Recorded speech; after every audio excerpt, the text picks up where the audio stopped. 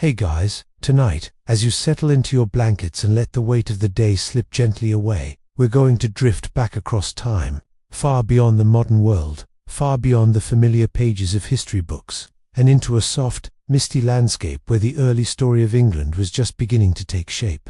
Tonight, we're exploring the full, winding, ancient history of the Anglo-Saxons, but we'll do it slowly, calmly, as if we're walking along an old dirt path at dusk, with nothing around us except the low hum of the wind and the quiet memory of a world long gone. So take a deep breath, relax your shoulders, and imagine yourself floating above the coastlines of northern Europe thousands of years ago, where the sea moves in slow, steady strokes like a giant exhaling in sleep. You can hear the gentle beat of the waves tapping against long stretches of empty shore.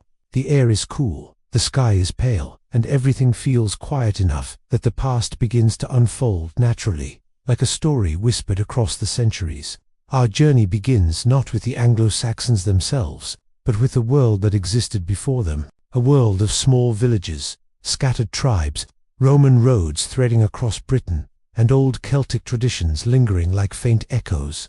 Life was slow, simple, and carried by the rhythms of farming and the seasons. People rose with the sun, worked with their hands, and ended their days by firelight, listening to stories that carried the knowledge of generations. Picture the landscape: rolling green hills, stone circles standing like silent guardians, thick forests stretching deeper than the eye could see, and rivers that moved with an ancient patience cutting their way through the island that the Romans once called Britannia. Even after the Roman legions departed, their ghosts remained.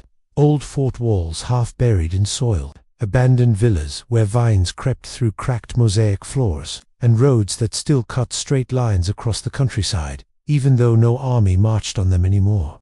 As night falls in this world, you can see tiny pinpoints of light flickering from distant farmhouses, small hearth fires that give the countryside a warm, breathing glow. People huddle inside, wrapped in wool and furs, unaware that soon waves of new settlers will reshape everything they know. For now, though, life moves on quietly, like a candle burning slowly in the dark. And it's here, in this peaceful moment after Rome's fall and before the Anglo-Saxons arrive, that the island waits, almost like it's holding its breath, waiting for new stories, new peoples, and entire new cultures that will mix with the old to shape the earliest form of England. Now imagine yourself drifting slowly across the North Sea, where cold water stretches endlessly beneath a sky that seems just as vast. The water is dark and heavy, but tonight there's no storm, only a tired ocean moving under a soft grey sky.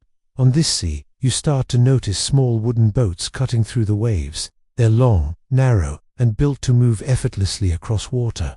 These are the boats of the early Anglo-Saxon tribes from the regions we now call Germany, Denmark, and the Netherlands. Look closer, and you'll see the people inside these boats. Tall, strong figures with wind-tangled hair and simple woolen clothing. They're calm, steady, practiced after years of traveling the waters that connect their world. These people don't see the sea as a barrier. They see it as a road, a path to opportunity. Behind them, in their homelands, political tensions rise, farmland becomes scarce, and new opportunities feel distant. Ahead of them lies a mysterious island, one filled with rich land, forests, rivers, and abandoned Roman settlements that stir their imagination. At night, the sailors sleep huddled under firs, listening to the steady rhythm of the waves tapping against the wooden hull. It's soothing, almost like a heartbeat. In the day, they follow the direction of seabirds and the feel of the wind. The boats rock gently, and occasionally you'll hear soft whispers, small conversations, or someone humming an old song passed down through generations of seafarers. As you drift with them, you start to feel the same anticipation they feel. Not a harsh or urgent energy, but a slow, rising sense of change. Their world is evolving, and they are moving with the tide, guided by nature and necessity. They don't know yet that they will help shape an entire new identity on the island they're reapproaching. For now, they're simply traveling, letting the sea decide their pace. Eventually, through the soft mist ahead, a coastline appears. It's faint at first, like a shadow on the horizon, but gradually, the outlines sharpen: low cliffs, sandy shores, pockets of green stretching further inland. You can almost smell the damp earth and hear the quiet call of coastal birds circling lazily above the water. This is Britain as the early Anglo-Saxons first saw it. a land that seemed open, fertile, and full of promise, a land waiting to be shaped by new hands, new languages, new traditions. Their boats make landfall gently, the wooden hulls sliding against the wet sand with a soft sigh. The travelers step out carefully, their feet sink into the cool sand, and their eyes move slowly across the landscape. There are no great armies waiting to resist them, no walls of soldiers at the shore. Britain, at this moment, is fractured, divided into small communities, scattered rulers, and local power struggles.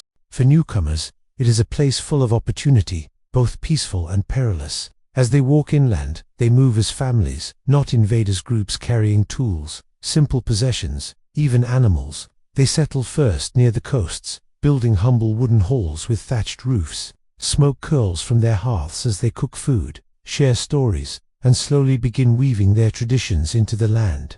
Nights in these early settlements are quiet and gentle. Fires crackle softly, glowing like warm stars in the darkness. Children fall asleep in their parents' arms, wrapped in blankets made from wool, while the older members of the tribe sit around the fire and speak in a language that blends tones of Germanic forests and northern coasts. Their words are foreign to Britain, but soon, very soon, these very words will evolve into the earliest English. Time passes slowly in this world, like watching sand drift in an hourglass. Seasons change, crops are planted, and new villages take root.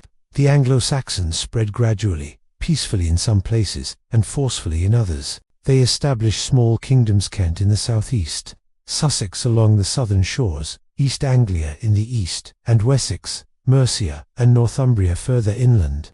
These names sound ancient now, but back then they were fresh, new identities growing like young trees in a vast forest. Each kingdom had its own customs, its own leaders, and its own stories, but all were connected by a shared culture that grew stronger with each passing year. Picture a quiet evening in one of these early Anglo-Saxon settlements. The sun is setting behind rolling hills, turning the sky into a gentle wash of orange and gold. Smoke rises softly from the roofs of wooden halls, where families gather for supper. Inside, the fire glows warmly, and the smell of roasted meat and herbs fills the air. A storyteller begins to speak slowly, rhythmically, weaving tales of gods, heroes, and creatures from across the sea. These stories are part of the fabric of their identity, carried through generations like cherished treasures. They speak of Woden, the wise leader of the gods, of Thunna, the thunder-wielding protector, and of ancient battles fought in swirling mists where bravery is rewarded and cowards are forgotten. As you listen, you can almost feel the warmth of the fire on your skin, the softness of the wool clothes, and the steady heartbeat of a community growing stronger through shared culture and tradition. Outside, the night deepens. Stars scatter across the sky like a silver net. Wolves howl far in the distance. But inside the hall, everything feels calm, safe, peaceful. The quiet crackle of the fire blends with the storyteller's voice until it becomes almost like a lullaby, steady, soothing, timeless. And as we drift deeper into this story, the Anglo-Saxons continue to expand, shaping the land with every generation.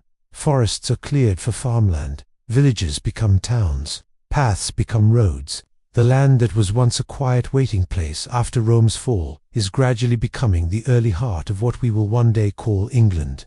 For now, though, let the story settle gently into your mind. Let the soft rhythm of ancient sailing, early settlements, crackling hearths, and quiet storytelling lead you into deeper relaxation.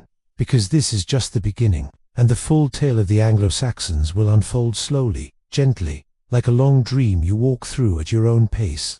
Whenever you're ready, we'll continue the journey deeper into their culture, their kingdoms, their conflicts, and the rise of an identity that shaped the future of an entire island. Whenever you're ready, we'll continue the journey deeper into their culture, their kingdoms, their conflicts, and the rise of an identity that shaped the future of an entire island. And so, as the fire inside that early Anglo-Saxon hall crackles gently, let's step back into the soft glow of that world. A world where time seems to move differently, slower, as if each moment lingers long enough for you to truly feel it. Outside the hall, dawn approaches. The sky is still dark, but a faint blue haze spreads along the horizon. A rooster crows somewhere in the distance, its voice thin and lonely in the cool morning air. The village still sleeps. Smoke from the night's embers rises quietly from the roofs, drifting into the early light like thin ribbons. Everything feels calm, peaceful, suspended between night and day.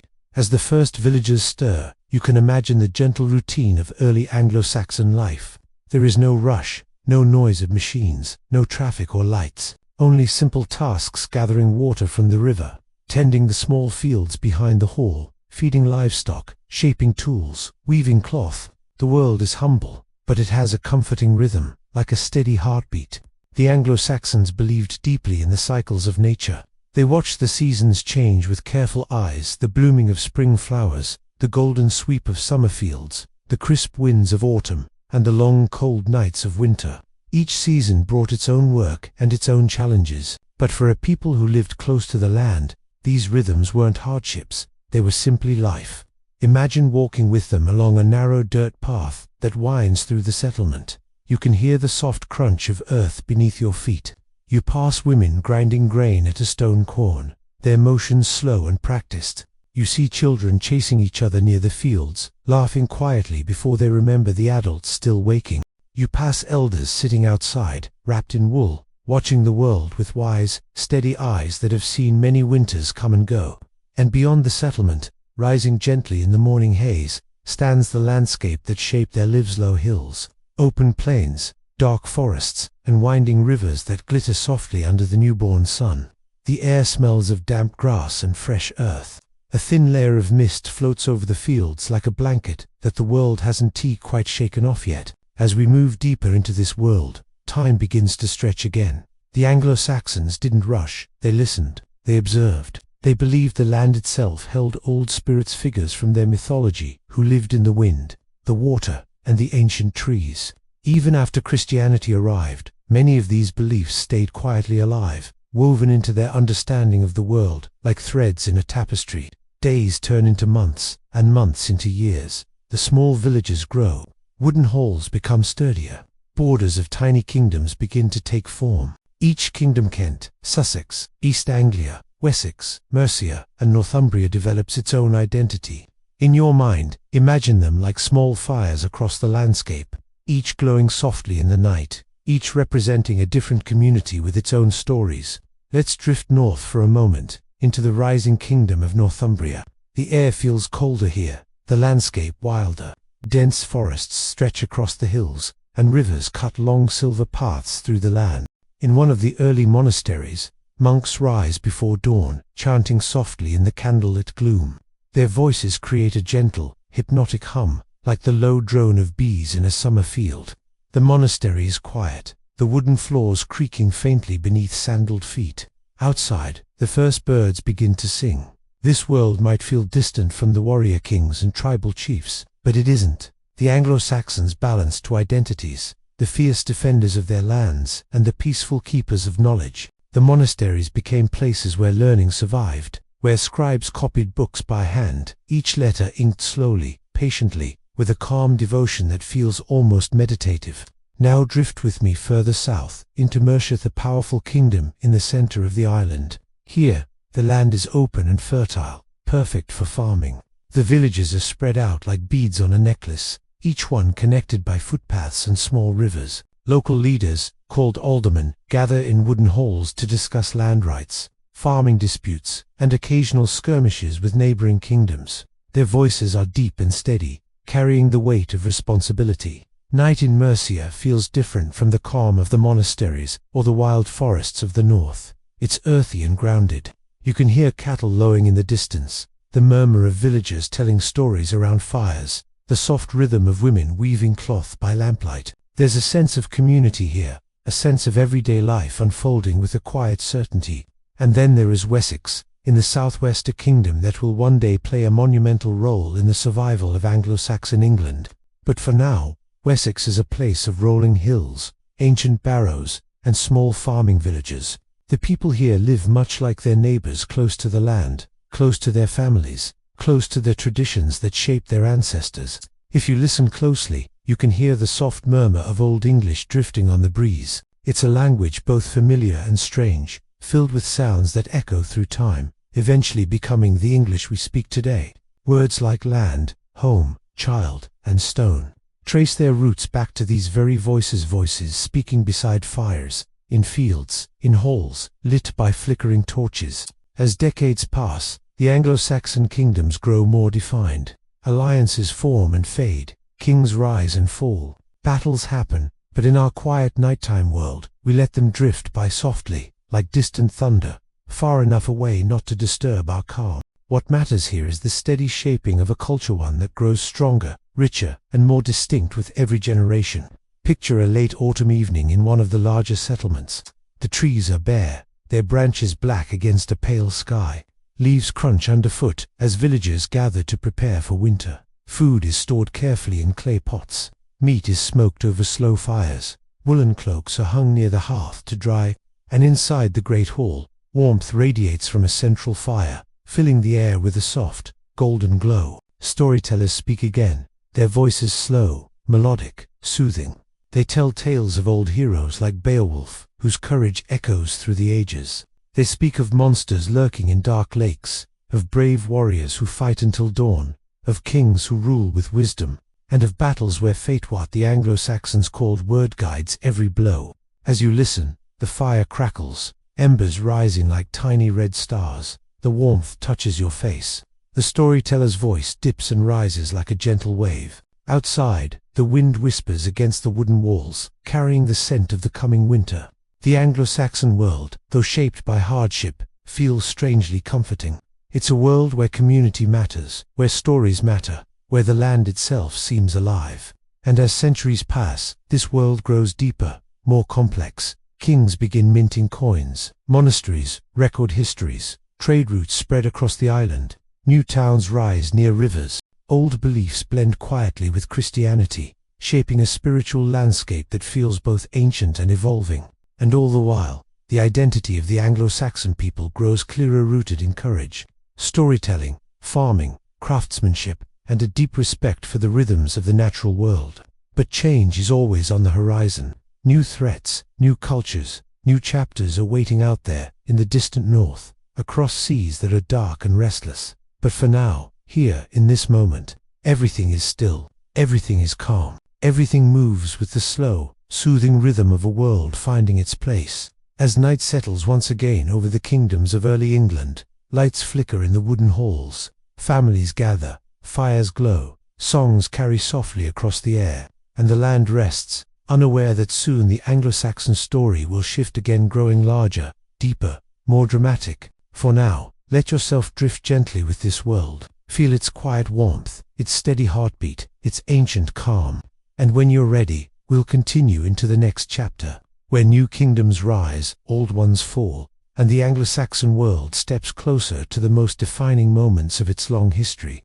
And so, as the last embers of the evening fire fade into a soft orange glow, the Anglo-Saxon night deepens once more. Outside the wooden halls, the wind moves through the tall grass in slow, sweeping waves, carrying the scents of earth and early frost. The moon hangs low, wrapped in a pale halo of mist. An owl hoots gently from the edge of the forest, its voice echoing through the stillness. Inside the village, the world feels safe, warm, and steady. A few lanterns flicker softly near doorways, golden circles of light trembling in the cool air. Dogs curl up near the hearth, their breathing slow and rhythmic. Children sleep wrapped in woolen blankets, their cheeks flushed with warmth. Mothers and fathers drift in and out of dreams, listening to the soft crackle of dying embers. Everything moves at the unhurried pace of a people who rise and sleep with the sun. As dawn approaches, the sky brightens slowly, as if waking reluctantly from slumber. Once again, the Anglo-Saxon day begins quietly. Farmers step into the cold morning air, their breath forming small clouds that dissolve as quickly as they appear. They walk toward their fields with simple tools over their shoulders, boots damp with dew. Women begin grinding grain, tending to the hearth, spinning wool into thread. Life continues in its gentle circular rhythm. But beneath this calm world, something is shifting. The Anglo-Saxon kingdoms are no longer isolated fires glowing softly across the land. They are growing, connecting, forming alliances, and sometimes clashing in small wars that ripple quietly through the countryside.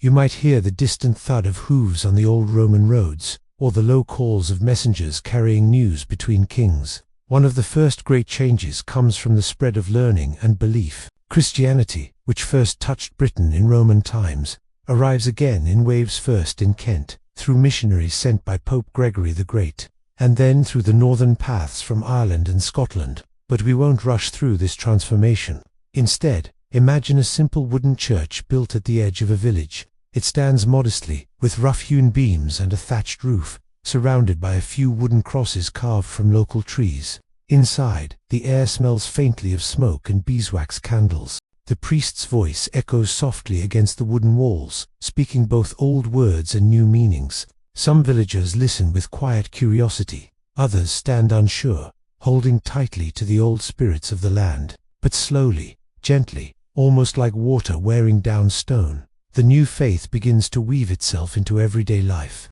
Monks travel between settlements, carrying small books wrapped carefully in leather, books filled with careful lines of ink scripture, histories, prayers. These books are precious, crafted slowly over months, each letter drawn with deliberate care. Even those who cannot read feel awe at the sight of them, at the idea that words can be preserved, carried, and shared across time. As Christianity spreads, literacy spreads with it, and the Anglo-Saxon world begins to record its own story, not just through oral tales whispered by fires, but in ink, on parchment, preserved for generations. This is how we first begin to truly see them, not just as distant figures, but as people whose voices reached across the centuries, carried on the fragile pages of handwritten books. But even as the new faith grows, the old ways don't vanish. Instead, they blend quietly into the landscape of belief. The Anglo-Saxon year still follows ancient rhythms, the solstices, the harvest festivals, the celebrations of spring's return. These moments are filled with song, dance, feasting, and stories of the gods who once felt so close to the wind and the rain. Imagine a midsummer celebration in one of the kingdoms, perhaps in Mercia or Wessex. Long tables are laid out in the open air, covered with bread, cheese, roasted meat, and jugs of ale. The sun hangs high, warm and bright, and children run barefoot through the grass. Musicians play simple wooden flutes and lyres, their melodies drifting gently through the fields. People laugh, talk, share stories, and dance in slow circles beneath the golden sky. There are no cities, no crowds, no noise, only community, nature, and the slow, comforting pulse of tradition. As the years pass, the kingdoms become more structured. Kings begin to enforce laws, recorded in simple but powerful words. These laws reveal the values of the Anglo-Saxon world: honor, loyalty, fairness, and responsibility. Disputes are settled in council meetings called moots, where free people gather to speak, vote, and agree on justice. It is one of the earliest forms of communal law in Europe, a soft echo of what will one day grow into English legal tradition. You can imagine one of these moots taking place in a clearing at the edge of a forest. The sun filters gently through the leaves, casting shifting patterns of light on the ground.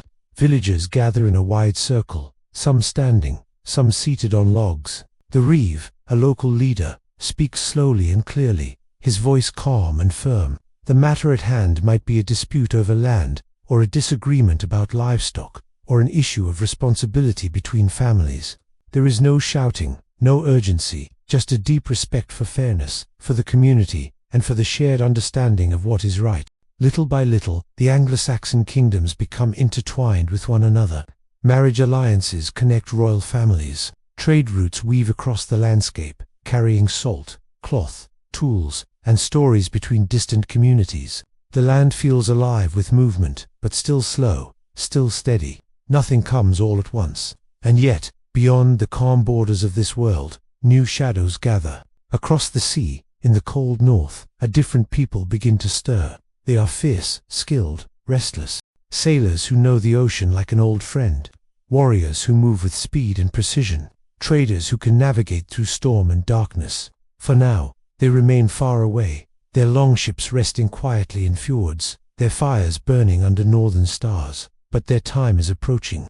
Back in the Anglo-Saxon kingdoms, life goes on. Children grow into adults. Villages expand. Hillsides that once lay untouched now hold small farms, their rows neat and orderly. Quiet monasteries rise near rivers, their bells ringing softly to mark the hours of prayer. Kings strengthen their borders, building alliances and occasional rivalries. And through it all, the people live close to nature, close to their families, close to the land that gives them sustenance. Imagine standing on a gentle hill overlooking one of the great river valleys, maybe the Thames, the Trent, or the Severn. The sun is setting, casting a warm golden wash over the water.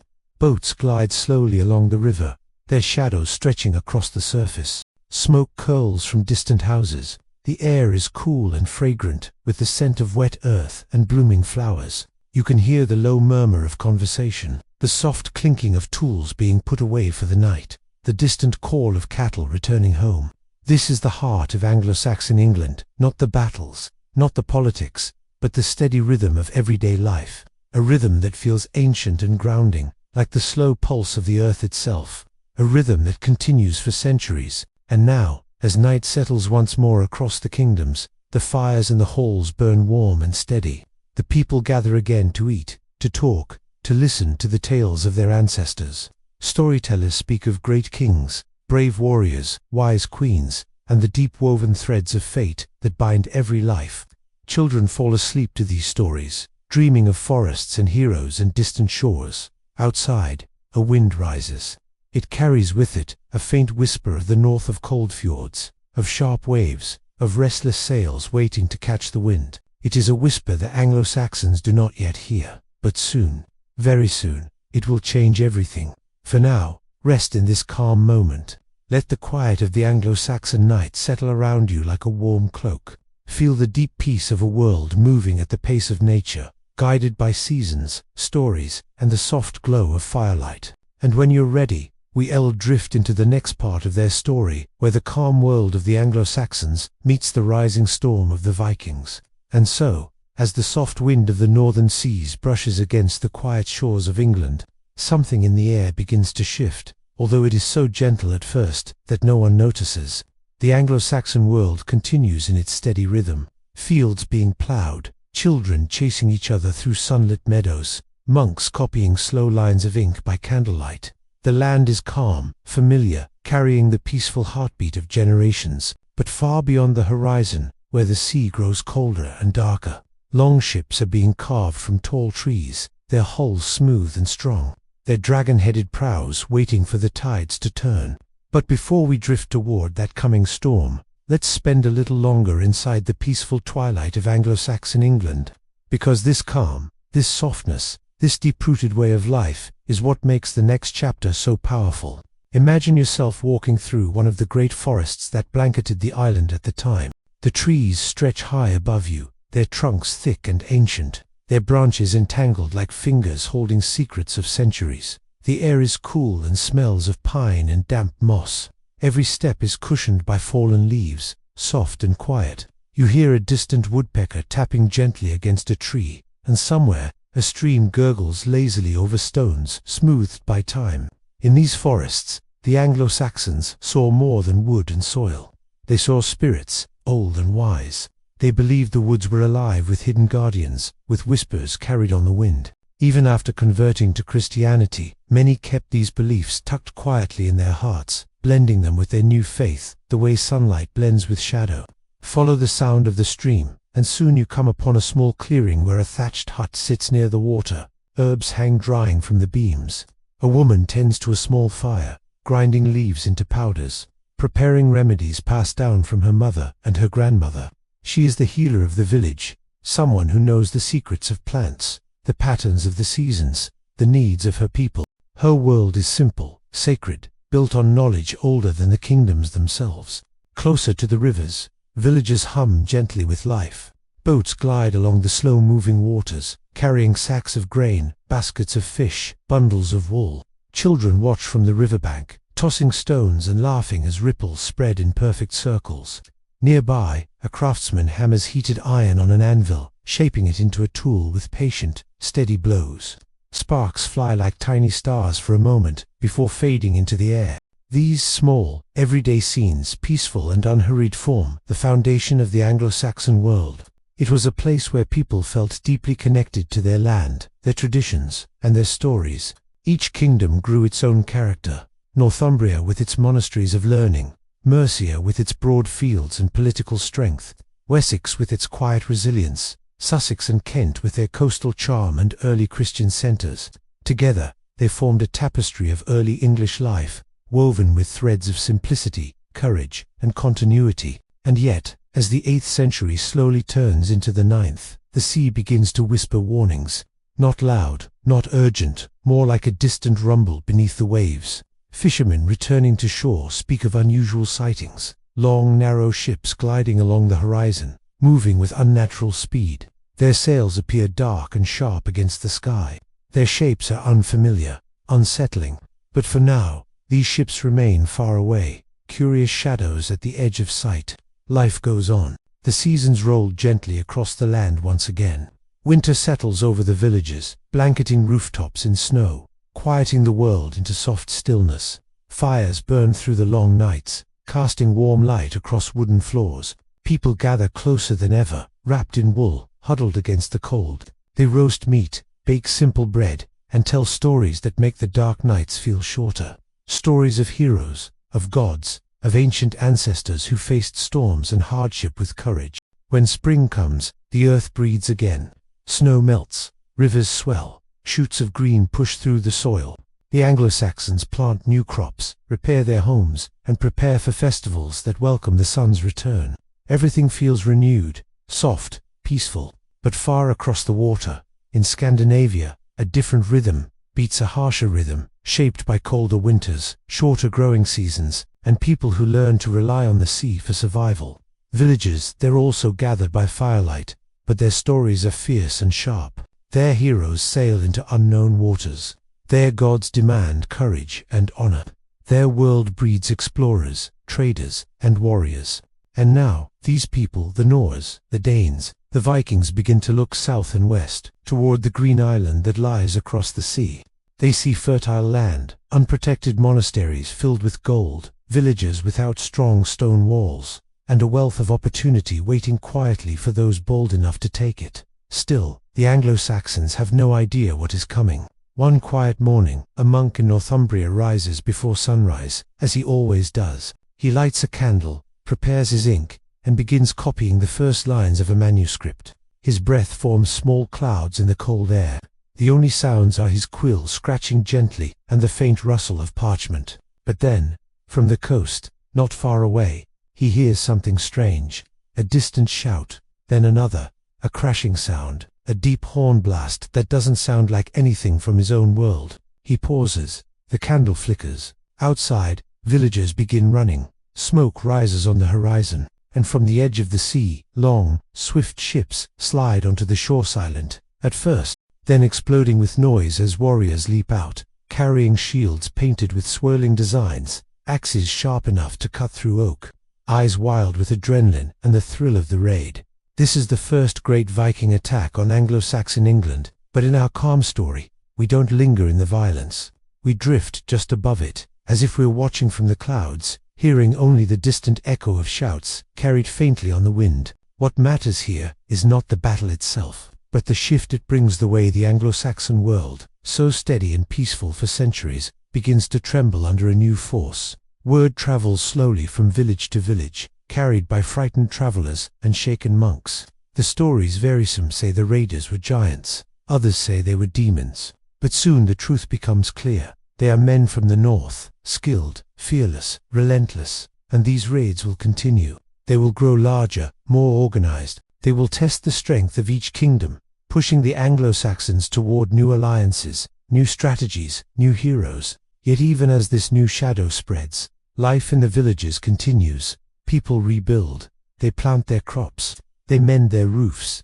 They pray. They tell their children that the world is still safe, and in many ways, it is. The Viking raids come quickly and leave quickly. Months may pass with nothing but calm.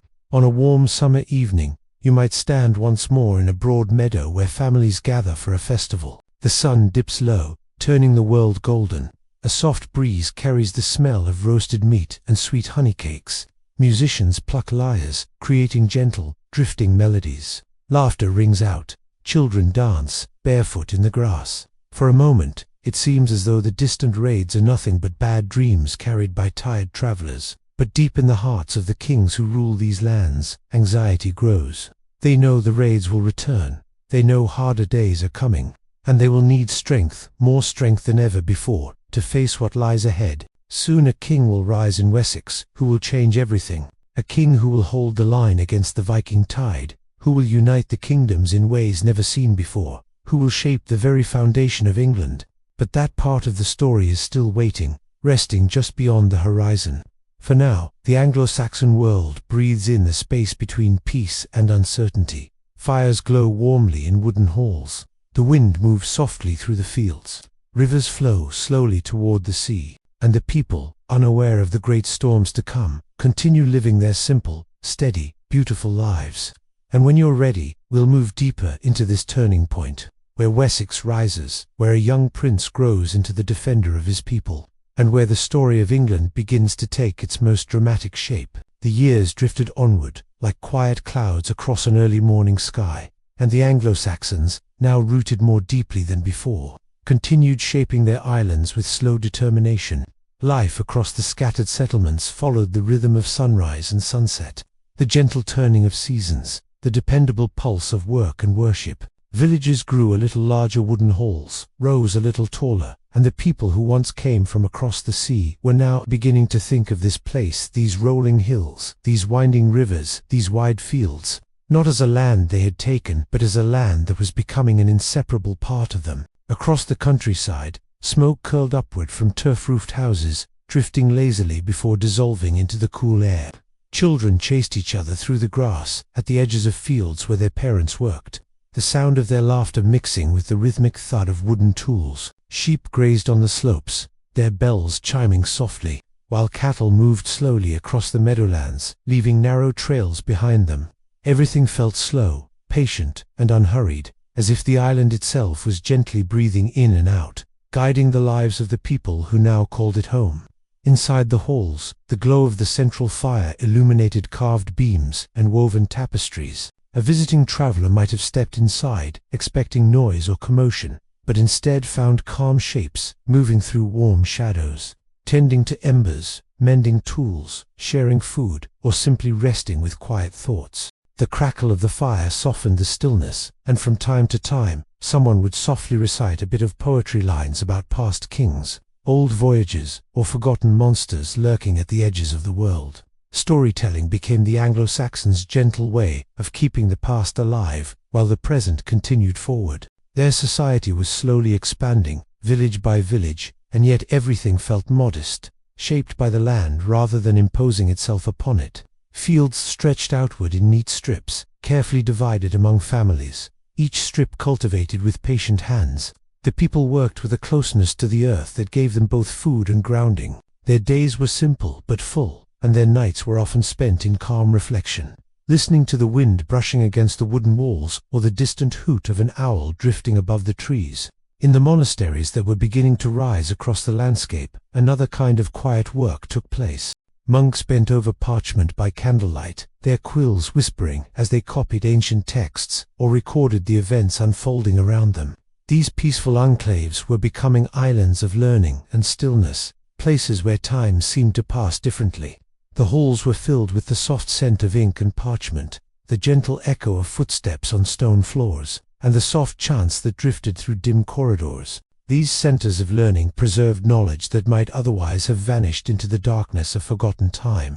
As the years unfolded, new leaders emerged, kings who sought not only to defend their people but also to strengthen the fragile unity among scattered settlements. They moved carefully, knowing that any single decision could sway the balance between peace and conflict. Sometimes, alliances were forged through solemn oaths sworn over sacred relics, other times through marriage, binding families and territories together like strands woven into a larger tapestry. The kings traveled from hall to hall, greeted by the smell of roasting meat, the clatter of shields mounted on walls, and the murmured respect of those who gathered before them.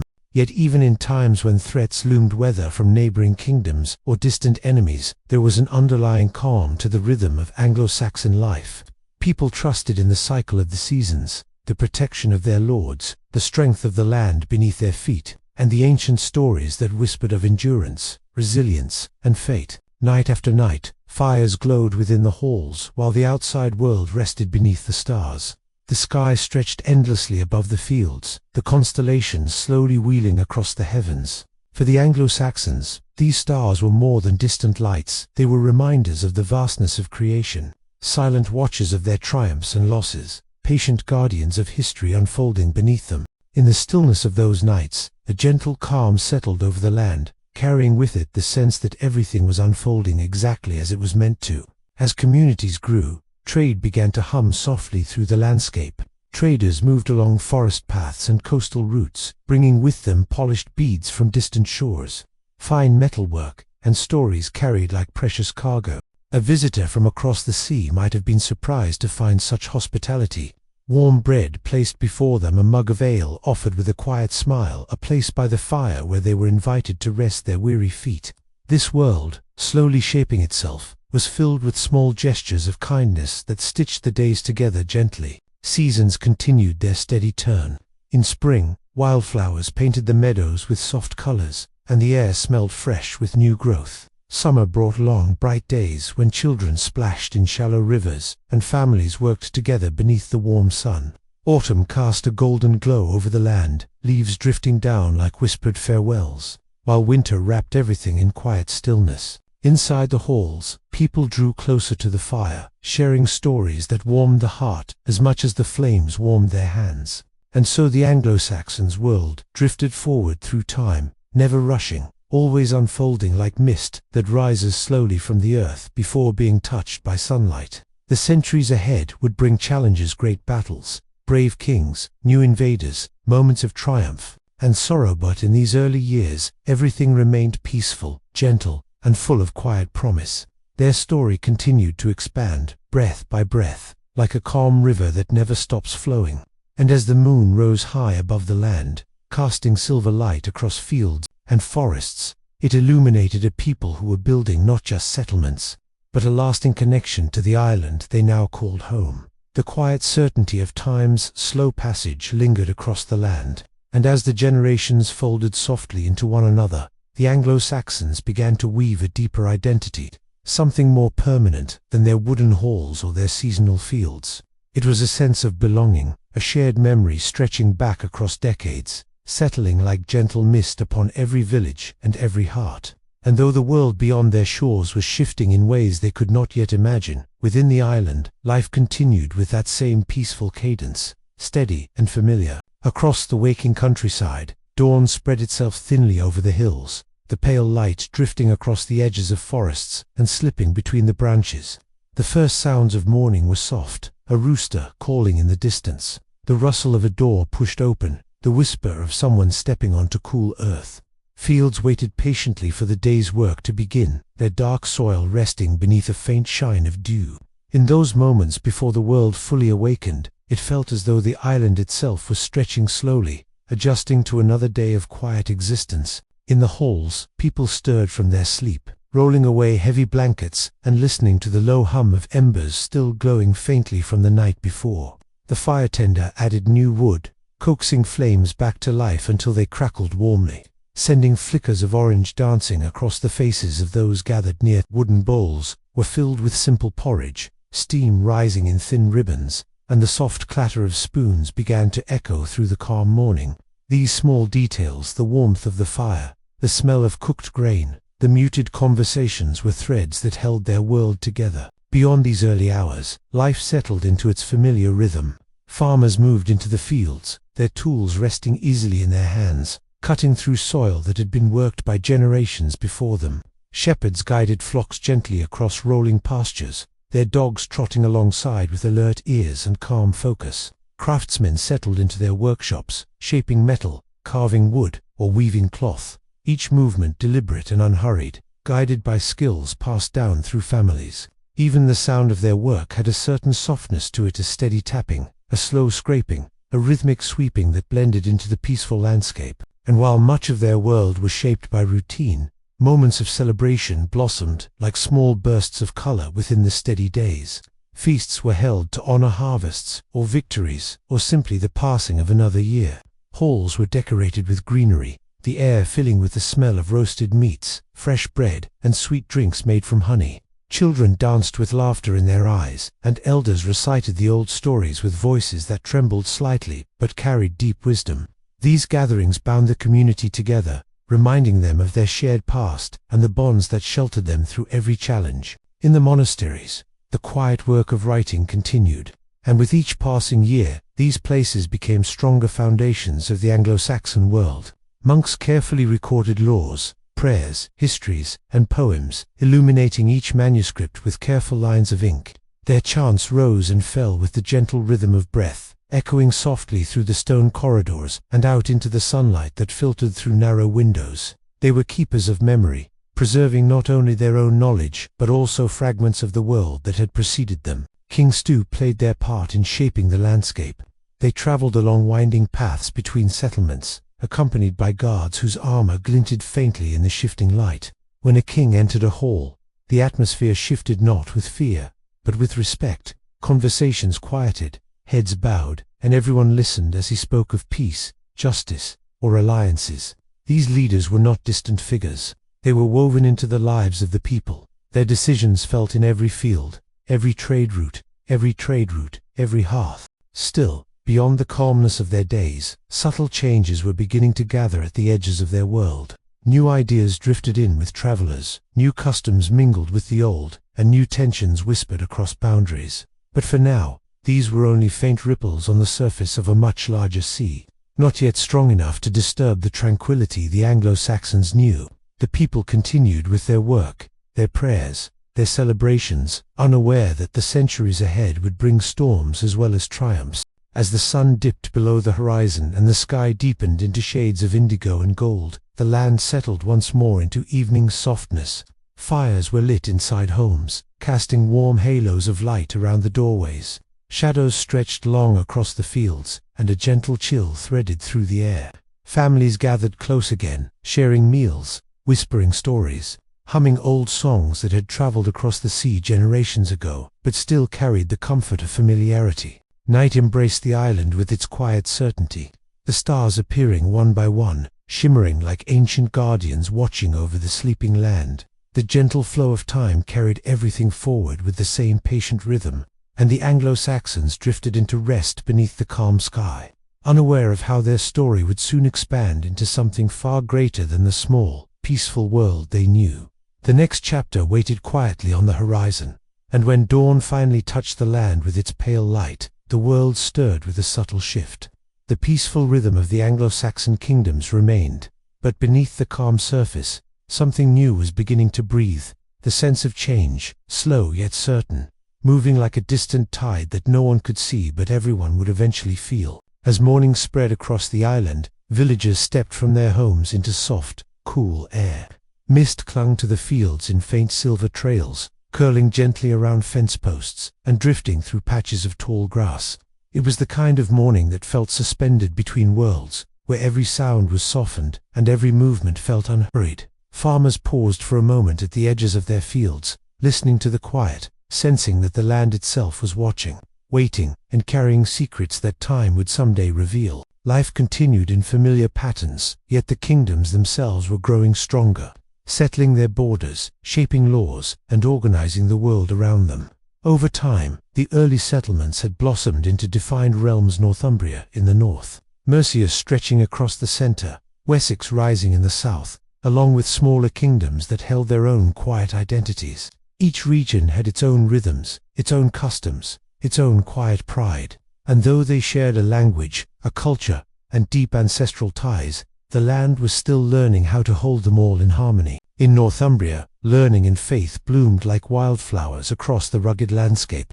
Monasteries at Lindisfarne and Jarrow glowed with candlelight long before sunrise, the monks' chants echoing out across cold shores. They worked patiently over their manuscripts, creating words and images that would outlast the centuries, their quills moving with the steady confidence of those who believed they were preserving something eternal. Pilgrims and travelers spoke of the beauty of their illuminated texts, shimmering with gold leaf, each page glowing as if touched by the morning sun. Further south, the kingdom of Mercia pulsed with strength and ambition. Its halls were filled with bustling activity as leaders worked to forge alliances, maintain borders, and guide their people through the changing landscape.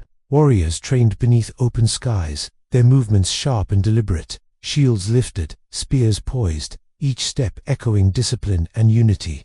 At feasts, their laughter rose like rolling thunder, carrying the confidence of a people certain of their place in the world. Wessex, meanwhile, grew in its quiet, steady way. Villages and towns expanded under the guidance of leaders who valued both tradition and adaptability. Along the southern coast, traders moved through bustling markets, bringing stories from distant lands and carrying back tales of the kingdoms they visited. The warmth of the region, both in climate and temperament, gave Wessex a sense of gentle resilience that would one day shape the destiny of the entire island. Yet, beneath all this growth, there was a faint tremor, a subtle whisper, carried on the wind from across the sea. At first, it was nothing more than a rumor, a quiet murmur from distant travelers, a story shared in a marketplace, a tale overheard by a fire at night. But soon the whispers strengthened, weaving themselves into the daily thoughts of the people. It was said that ships had been seen on the eastern horizon, long, narrow, swift ships unlike those of the Anglo-Saxons.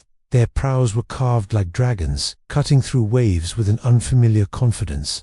Their sails were square, their movements purposeful, their presence unsettling. For now, these sightings were rare, almost dreamlike, appearing and vanishing like shadows at dusk. Some believed the stories, others dismissed them as exaggerations or myths. After all, the sea always carried strange tales. But deep within the hearts of the kings and elders, a quiet awareness began to take hold. They sensed that the world beyond their shores was stirring, and that the island might soon be touched by forces far different from the gentle rhythms they had known for so long. Still, the days moved forward with their familiar calm. Children played along riverbanks, monks tended their gardens, craftsmen shaped tools with steady hands. Nights were peaceful, stars drifting silently across the sky as fires burned low in the halls. Life felt steady, safe, wrapped in a warm blanket of tradition and memory. But somewhere far across the cold waters of the North Sea, warriors were preparing. They were sharpening axes, shaping shields, studying the winds, and waiting for the moment when their longships would carry them toward new horizons. The Anglo-Saxons did not yet know how profoundly their world would be changed by these distant strangers. For now, the island slept peacefully under the watchful stars, unaware that the faint whispers drifting from the sea would soon become a roar. And as the night deepened once more, time guided everything slowly toward the coming storm, its presence gentle but unavoidable, shaping the path of history step by patient step. The night settled deeply over the kingdoms, and though fires glowed quietly in the great halls and scattered homes, a sense of stillness wrapped itself around the land like a soft blanket. The stars shimmered above the quiet fields, casting faint silver light across the earth, and the world seemed to breathe slowly, unaware that change was approaching from distant shores. Yet even in these peaceful moments, the faintest stirrings of the future drifted across the horizon, invisible but steadily drawing nearer. Morning returned with a soft, pale glow spreading over the sky, warming the damp grass and dissolving the last trails of mist that lingered between the trees. The villagers awoke gently, stretching their limbs, listening to birdsong echo through the crisp air. Nothing seemed unusual, nothing seemed different, and life moved forward in its familiar rhythm. But somewhere deep within the hearts of a few, there was an unspoken awareness that the winds felt slightly different, carrying a new scent, a quiet tension that teased the edges of thought. Across the eastern coastline, where tides rolled endlessly over shifting sands, fishermen worked with calm determination.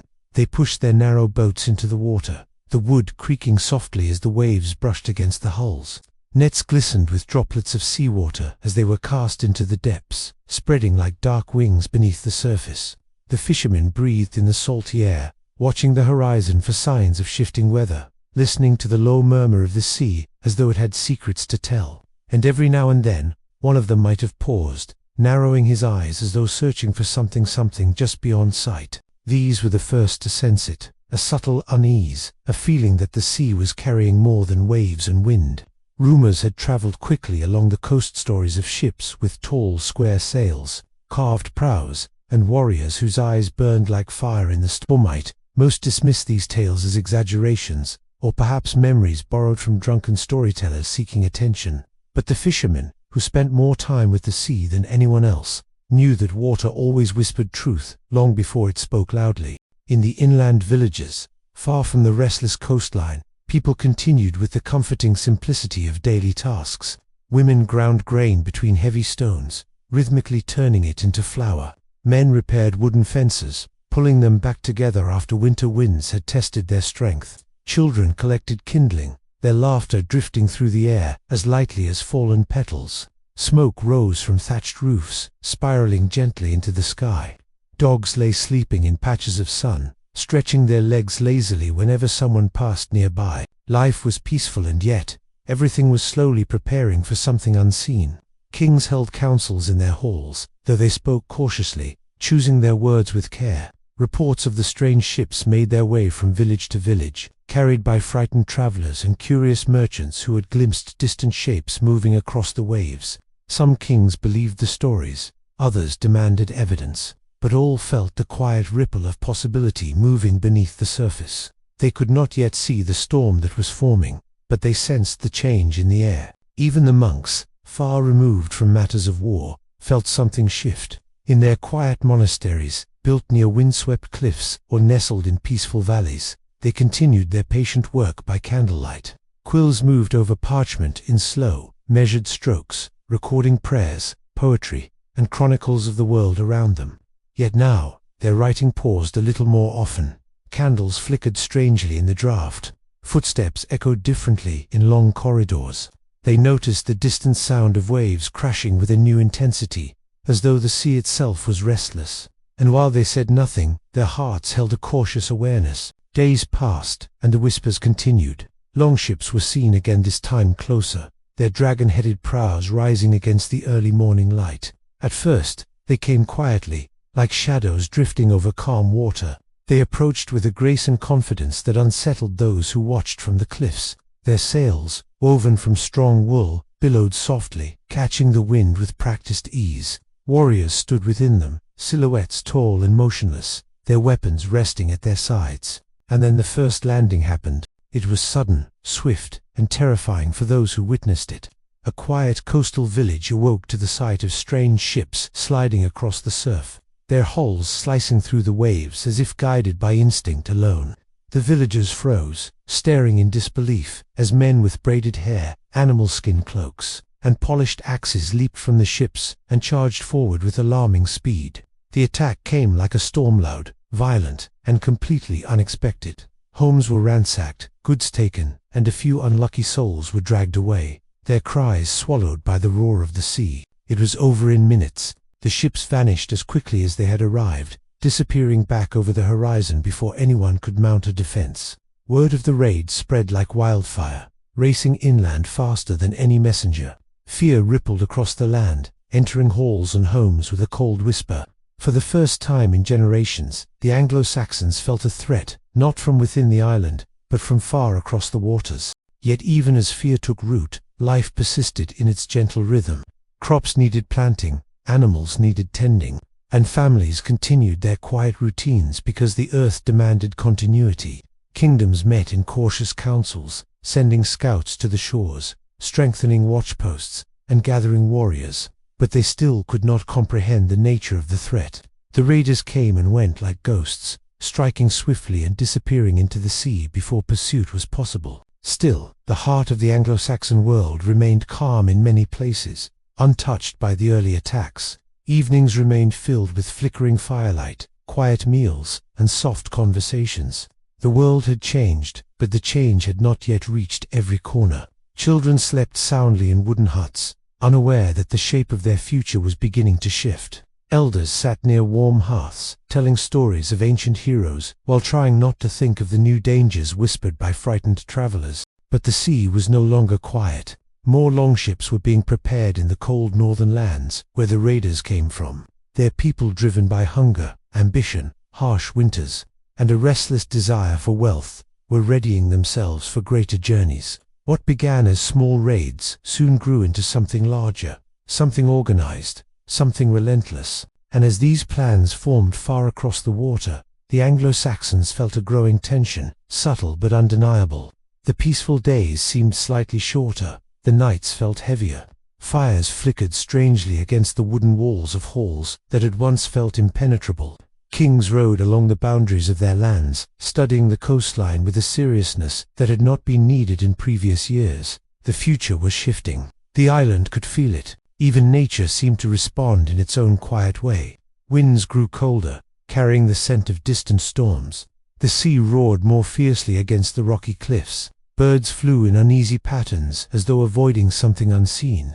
And in the dark stillness of night, when all the world seemed to be sleeping, the distant echo of waves sometimes sounded like approaching footsteps, soft, steady, inevitable. But the Anglo-Saxons were not without resilience. Their people had survived migrations, conflicts, harsh winters, and uncertain harvests. They had shaped their kingdoms with determination, built their homes with patience, and woven their culture with memories that stretched far across the centuries. They were not prepared for the storm, but they were stronger than they realized.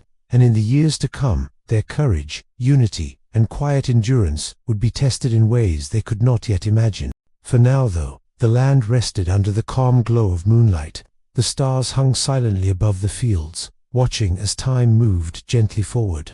Villagers drifted into sleep, unaware of the distant longships being pushed into cold northern waters. Their prows pointed toward the soft, unsuspecting shores of the island. The next chapter of their history was already rising like a tide, slow, steady, unstoppable.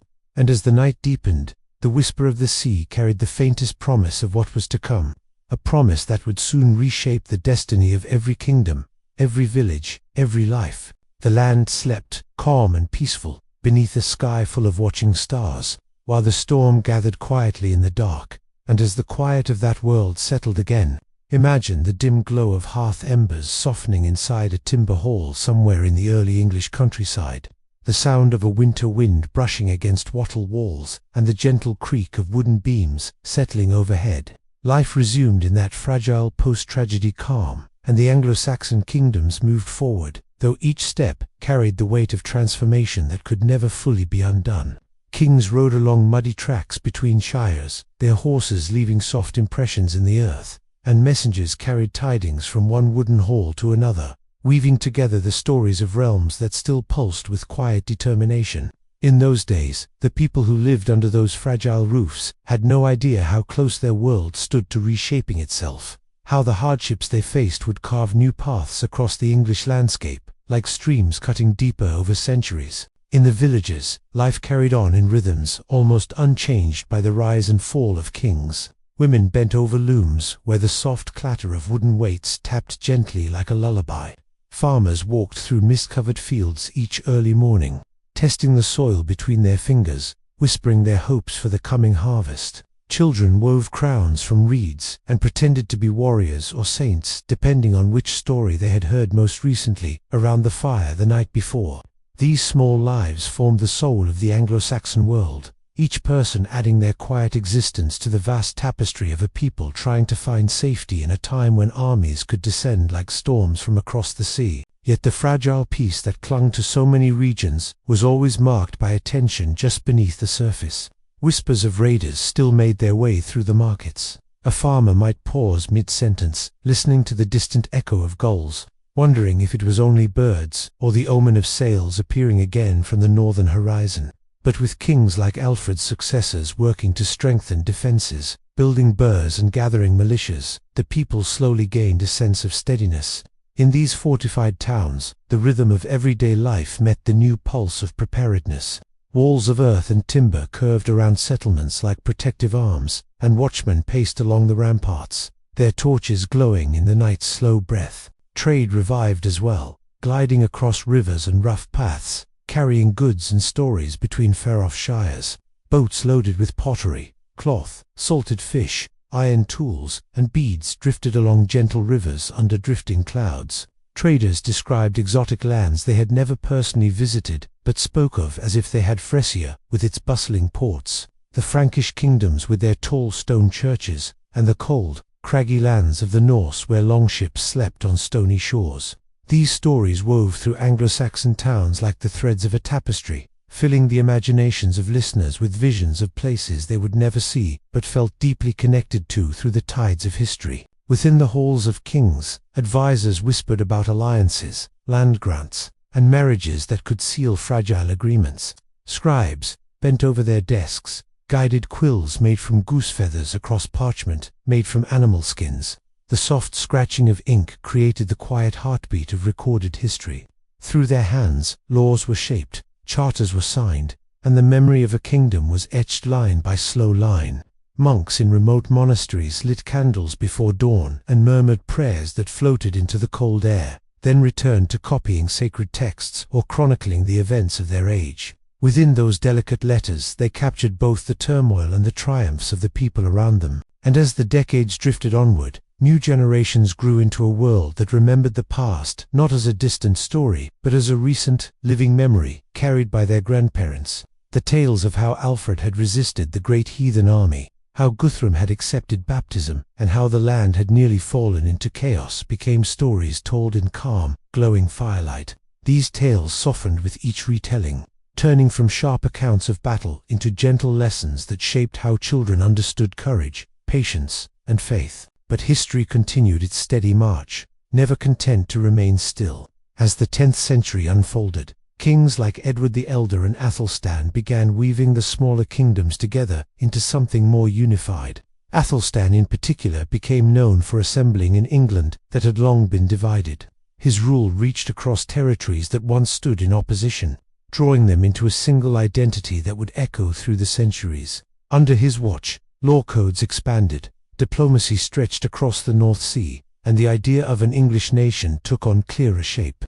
Yet even in this seeming unity, the people lived quietly, unaware that their lives formed part of a much larger story. At the edges of the island, Wales, Scotland, and Ireland all played their own roles in this fierce dance of alliances. Envoys travelled between courts carrying gifts and promises, though sometimes beneath those promises lay tensions waiting for the right moment to rise. Athelstan hosted kings and nobles from far-off lands in his court, and there, beneath rafters carved with twisting patterns of vines and beasts, voices mingled in a patchwork of languages. Each meeting carried the soft hum of diplomacy, a peaceful counterweight to the thunder of war that still lingered in recent memory. Meanwhile, in quiet monasteries, scholars collected manuscripts, translated religious texts, and taught young novices both spiritual discipline and the beauty of words. The monastic world pulsed with its own rhythm bells, calling monks to prayer. Candles flickering against stone walls, the damp chill of cloisters echoing beneath footsteps that never hurried. These quiet havens preserved the knowledge that would become the core of Anglo-Saxon intellectual life. Through the peaceful persistence of these monks, old poems like Beowulf and wisdom texts like The Seafarer survived into future centuries. Yet, even with this flourishing learning and growing unity, new storms gathered on the horizon. Denmark and Norway still looked toward the English coasts with a hunger for wealth and land. The children born in those northern lands grew up on stories of Viking ancestors who had once conquered and raided with fearless intensity. These children would one day take up their longships and continue the legacy, driven by ambition, need, or the shifting tides of politics back home.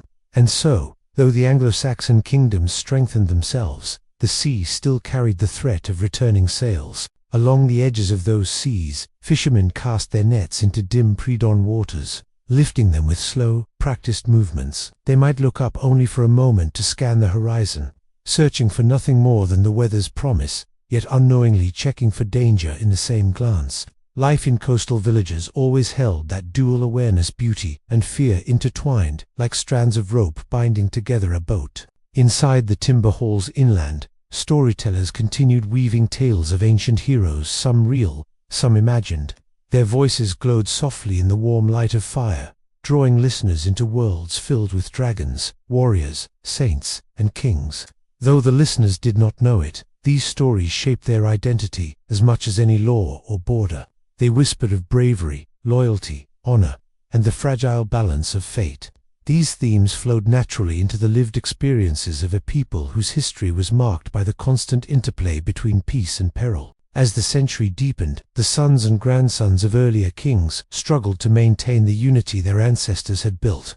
Some ruled with competence, others slipped into indecision or were overshadowed by powerful nobles who moved like quiet forces behind the throne. In these shifting dynamics, the seeds of instability sowed themselves quietly across the land. Peasants working their fields felt little of these political changes directly, yet the distant tremors of royal tension always reached them eventually, whether through new taxes, summons to defend a border, or a change in the local lord's loyalty. Behind every decision made in a royal hall, 1,000 smaller lives adjusted their routines.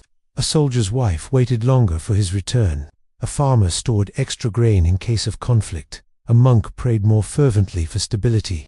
This delicate web of reactions stretched across England, binding everyone noble or commonant to a shared fate. Still, the quiet hours of the Anglo-Saxon world continued to drift by, filled with the soft murmur of rivers, the rustle of wheat in summer wind, and the hush of evening as shadows lengthened along narrow paths, and as night settled across fields and forests. The kingdoms slept under the same stars that had witnessed centuries of change, unaware that even larger transformations lay ahead, waiting patiently just beyond the horizon. And so the night lingered gently over the English countryside, holding its breath as the Anglo-Saxon world drifted into a new century, unaware that its quiet rhythm was only the calm between gathering storms. In the small timber houses tucked between soft green hills, the glow of hearth fires dimmed, leaving only embers to pulse like sleepy hearts beneath beds of ash.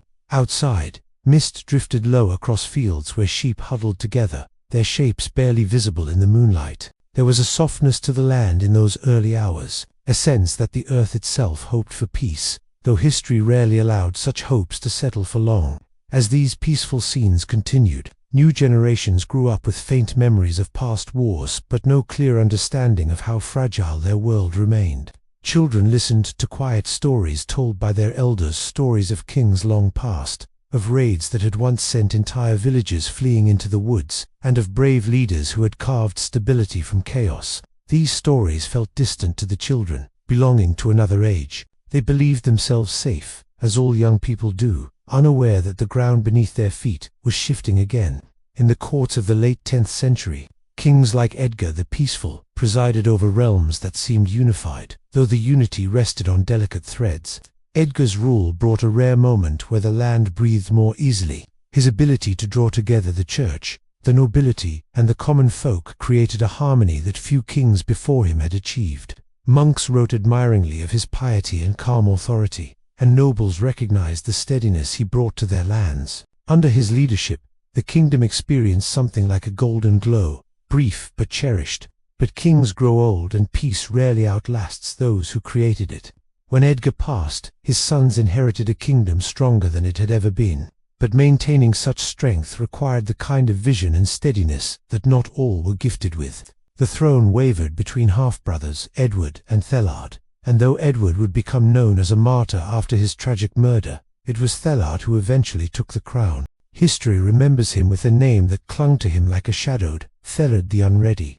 Yet the meaning was never that he was unprepared, but rather that he was badly advised, surrounded by the wrong voices, guided into decisions that pushed the kingdom toward uncertainty. Under Thelard, the kingdom struggled with tensions that rose slowly, like water seeping into the walls of a house, until the wood began to swell and crack. The Vikings, who had not attacked England on such a scale for decades, began to turn their gaze back toward the island. Their motivations were tangled ambition, necessity, shifting politics in Scandinavia, and the memory of wealth found easily in earlier generations. Whatever stirred them, their longships once again slid into the sea, slicing through cold waters under bleak northern skies. When the first raids of this new wave reached the English shores, they came like sudden gusts of winter wind, brief but chilling. A monastery burned here, a coastal village plundered there. The Anglo-Saxons had seen such things before, but they believed their defenses and their hard-earned unity might keep these attacks contained. Yet these were not small raiding parties in search of quick plunder. These were well-organized groups, sometimes entire fleets, driven by leaders who carried the legacy of ancient Viking warlords still echoing in their blood. As the raids intensified, Lelrid's decisions began to waver between harsh reactions and attempts at appeasement. In one moment, he sent armies to repel the invaders. In another, he agreed to pay vast sums of silver known as danegeld to make the raiders leave. Though this brought temporary peace, it also encouraged more attacks, as the wealth of England proved irresistible. The silver coins minted in English towns travelled north across the sea, where they were melted, reworked, and woven into the economic life of Scandinavian realms. But each payment drained England further, and each year of uncertainty frayed the fabric of Anglo-Saxon unity. Villagers once again lived with the fear of sails appearing on the horizon. Fishermen returning home late at dusk would scan the sea with tightened brows, listening for the unnatural rhythm of oars. Mothers taught their children which path to take into the woods if danger came.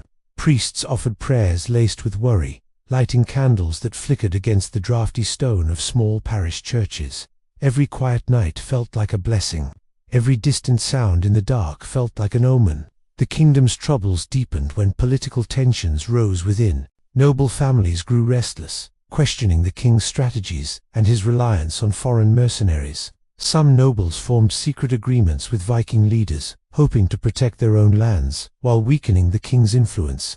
These undercurrents twisted through the halls of power like unseen currents beneath a calm river surface. What looked steady on the outside was turbulent below. Monks chronicling these years wrote with sorrow about the chaos spreading across their once stable lands. They described how towns fortified themselves, villages rebuilt, burned homes, and the people prayed for deliverance. But they also wrote of bravery, the steadfastness of local thanes gathering their men to defend their shires, the resilience of farmers who rebuilt their fields after each raid, and the quiet strength of communities that refused to be broken. And amid this gathering storm, a new force emerged across the North Sea. In Denmark, a powerful ruler named Svein Forkbeard rose to prominence. Driven by ambition, political need, and the restless hunger for conquest, Svein cast his gaze firmly toward England. His fleets, built with seasoned wood and driven by warriors hardened by years of conflict, became the spearhead of a new era of invasion. As Svein intensified his campaigns, the Anglo-Saxon world felt its foundations tremble. Villages that had enjoyed relative peace now braced for sudden violence. Coastal towns heard the distant roar of Viking war cries echoing across the waves. The wind carried the scent of smoke from burning settlements, drifting across fields where farmers had once felt secure. Even inland regions began to feel the tension, as rumors traveled faster than armies. Travelers passing through markets whispered of entire towns being forced to abandon their homes, of fortresses overwhelmed, of ships stretching across the sea like a dark forest of masts. Tellard, desperate for control, made decisions that history would judge harshly. In a moment of fear and calculation, he ordered an event that would stain his legacy forever, the St. Brice's Day massacre. On a cold November day, Danish settlers living peacefully in England were suddenly targeted, many killed in an attempt to eliminate threats from within. But this act, instead of securing the kingdom, ignited even greater fury in the Viking world. Svein Forkbeard saw the massacre not only as an outrage, but as a call to exact vengeance on a scale England had never witnessed. And so the next wave of invasions began with heightened ferocity. Entire fleets converged on English shores. Towns fell one by one. Burhs once thought strong enough to repel any attack, found themselves overwhelmed by relentless force. The air filled with the clang of metal, the crash of shields, the shouts of warriors, and the cries of families fleeing into the wilderness. The very land seemed to tremble beneath the weight of this storm. Yet in the midst of despair, flickers of resilience still glowed. Local leaders rallied their people, monks sheltered refugees behind thick stone walls, and some nobles still stood fiercely loyal to the idea of an English kingdom. But the tide was turning too quickly, too powerfully. Swein's campaign pressed deeper, carving its way into the heart of the realm. Eventually, under tremendous pressure, Thellard fled, seeking refuge in Normandy across the Channel. The kingdom, exhausted and overwhelmed, yielded to Svein. For a brief moment, the Anglo-Saxon world lay under the rule of a Danish king, but history rarely leaves such moments untouched for long. Svein died soon after his victory, and his son, Canute, stepped forward to claim the mantle of conquest. Canute's arrival marked the beginning of a strange and unexpected chapter in English history, a chapter where a foreign conqueror became not a destroyer but a builder, a ruler who would shape the land with surprising fairness and strength. But those days were still ahead. For now, England lay quiet, breathing heavily after years of turmoil, like a wounded creature resting after surviving a storm. The people did not know what the future held, but they hoped, as humans always do, that perhaps the land would heal again. And as night settled softly across villages and towns, drifting through doorways and across silent fields, the Anglo-Saxon world closed its eyes for a moment, unaware that another transformation was beginning, one that would carry it slowly toward the end of its ancient identity and into a new, mixed, evolving age. And so the land rested for a moment in that strange in-between silence, caught between the fading echoes of the old Anglo-Saxon world and the rising breath of a new era shaped by Danish power. In the gentle hush that followed years of violence, you can imagine soft winds gliding over the fields, brushing through the long winter grass that bent and whispered like tired voices, remembering what had been lost. Smoke rose lazily from the chimneys of towns, rebuilding themselves, drifting upward in slow ribbons that dissolved into pale, dusky skies. Villagers walked along muddy tracks, carrying baskets or leading small carts,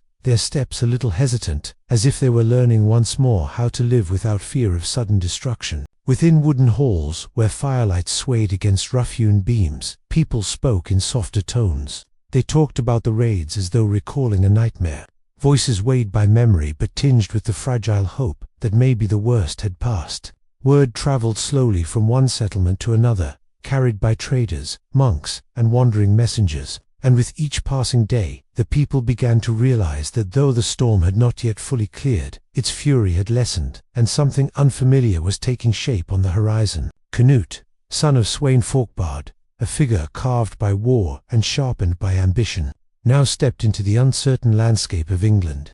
He arrived not merely as a conqueror but as someone who understood the delicate balance between power and stability. The land before him was fractured, exhausted nobles, disrupted farms, emptied villages, and families split apart by years of conflict. Yet beneath all that lay the same enduring spirit that had carried the Anglo-Saxons through countless challenges. Canute saw this resilience not as an obstacle but as something he could weave into his rule. It is easy to imagine the young king standing on a hill overlooking one of his newly claimed towns, the early morning fog curling around the thatched roofs below, the distant bleating of sheep echoing softly across the fields.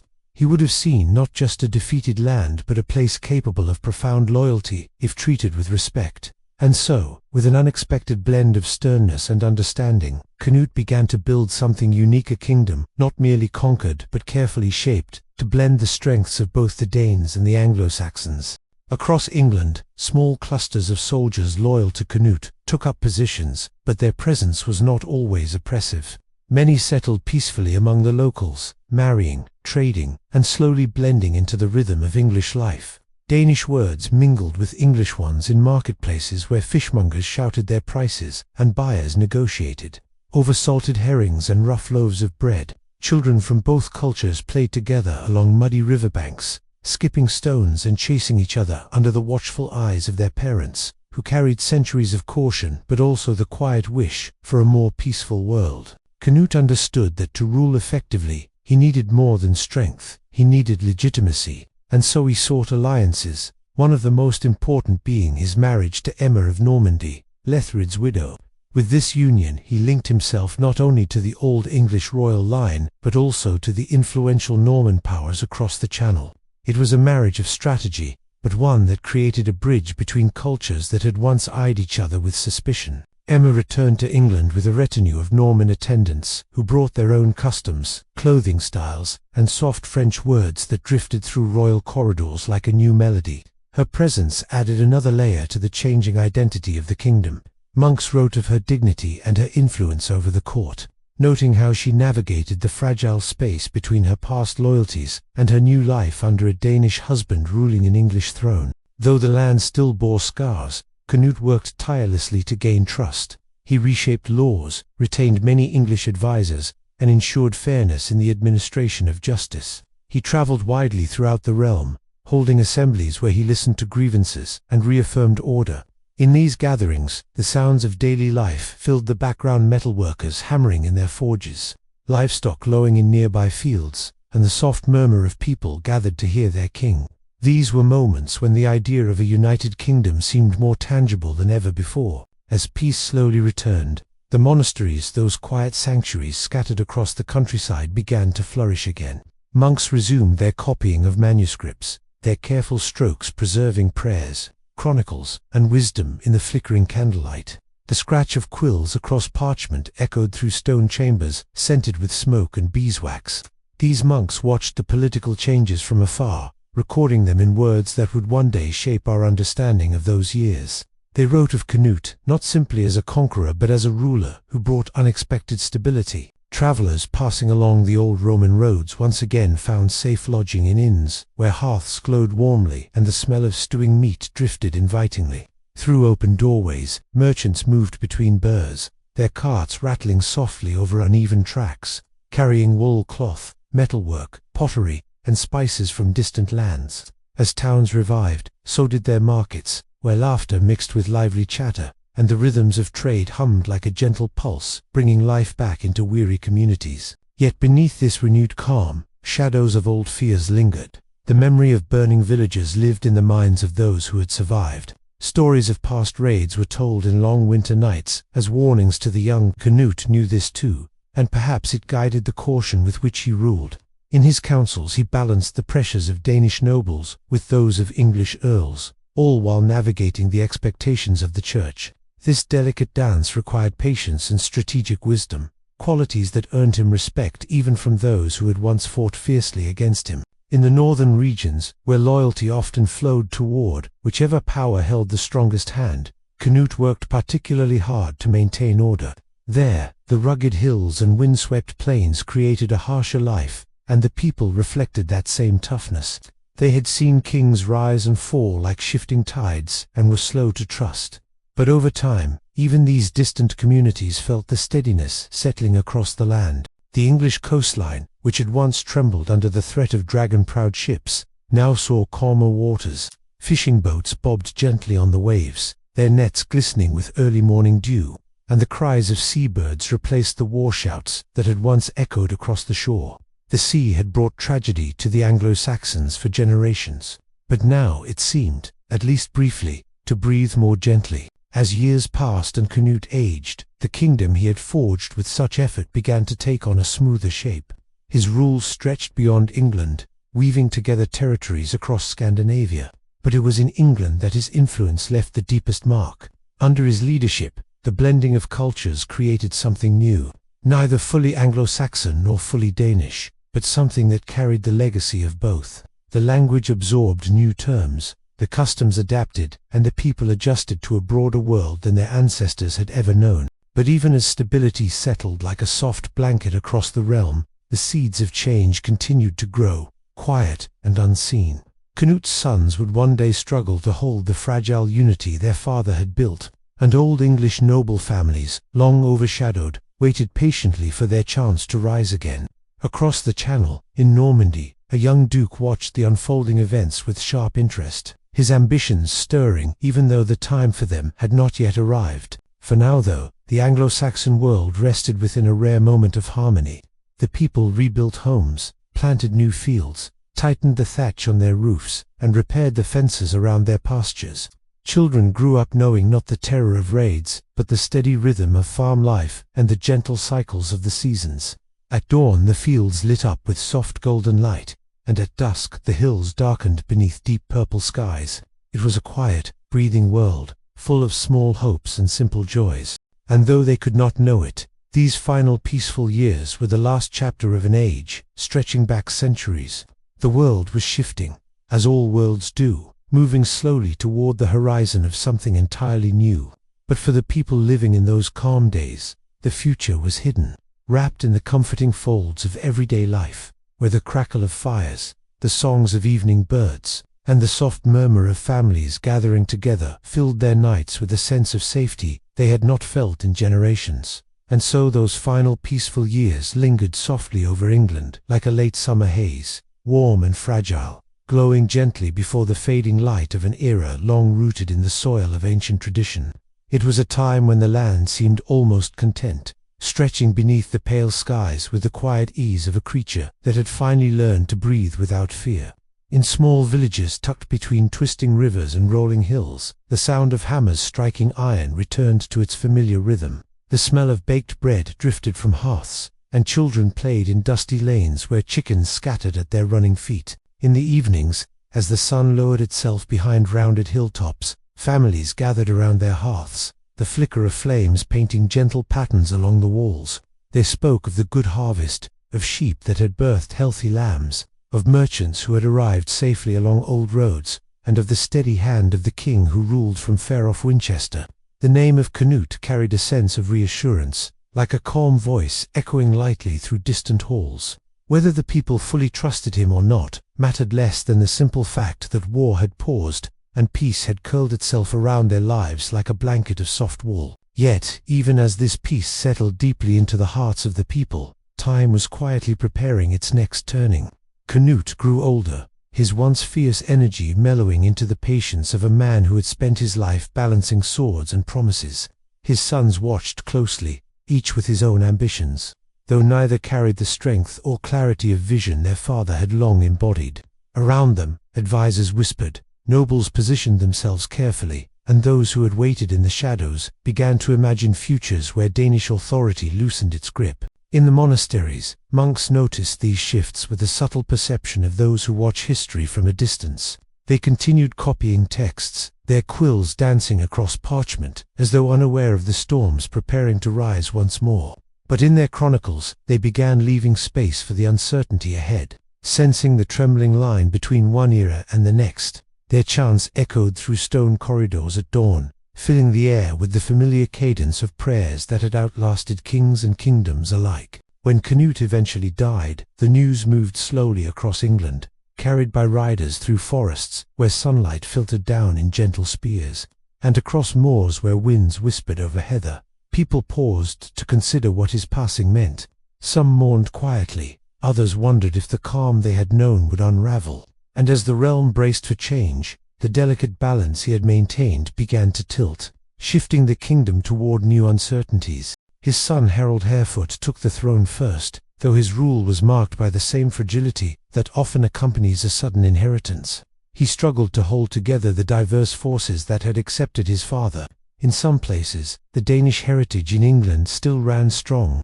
Its traditions settled deeply into communities where Norse and English blood had mingled for decades. But in other regions, old English noble families stirred, recognizing a chance to reassert influence that had long been overshadowed by foreign kings. In these moments of tension, the land itself seemed to hold its breath. Traders passing through markets heard conflicting whispers, some speaking of loyalty to the Danish line, others quietly praising the memory of the old English royal family, whose surviving Prince Edward lived in distant Normandy. His name drifted like a faint, nearly forgotten melody through the halls of noble estates, carried by those who still clung to the idea of a restored Anglo-Saxon monarchy. And then, as Harold Harefoot's rule faltered under the weight of competing loyalties, he died unexpectedly. His half-brother Harthocnet prepared to cross the Channel to claim the throne, a slow and deliberate process marked by careful diplomacy and logistical effort. But even as he prepared, the nobles of England, tired of uncertainty, longing for stability, turned their attention toward a different figure.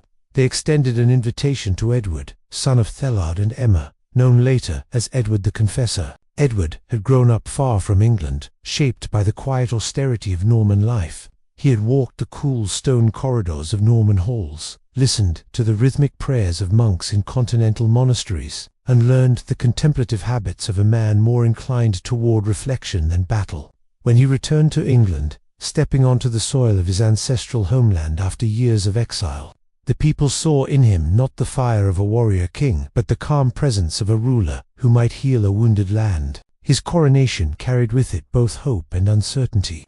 Though his demeanor was gentle, the nobles who supported him understood the political reality. Edward's ascension signaled not just the revival of the old English line, but also the strengthening of connections with Normandy. Norman advisors, knights, and clerics began to walk the corridors of English courts, their voices soft but distinctive, their customs woven subtly into the fabric of English governance. In villages across the kingdom, these political changes felt distant, like ripples on the surface of a deep lake.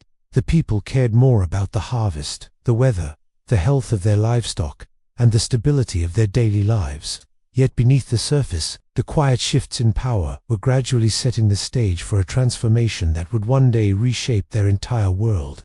The kingdom that had once been fiercely Anglo-Saxon, then reshaped by Danish influence, was now absorbing threads of Norman culture, each one silently stitching itself into the tapestry of the future. Edward's reign drifted forward with the calm persistence of a slow-moving river. His piety became known throughout the kingdom, drawing admiration and criticism alike. He favored the church, bestowed gifts upon monasteries, and spent long hours in reflection.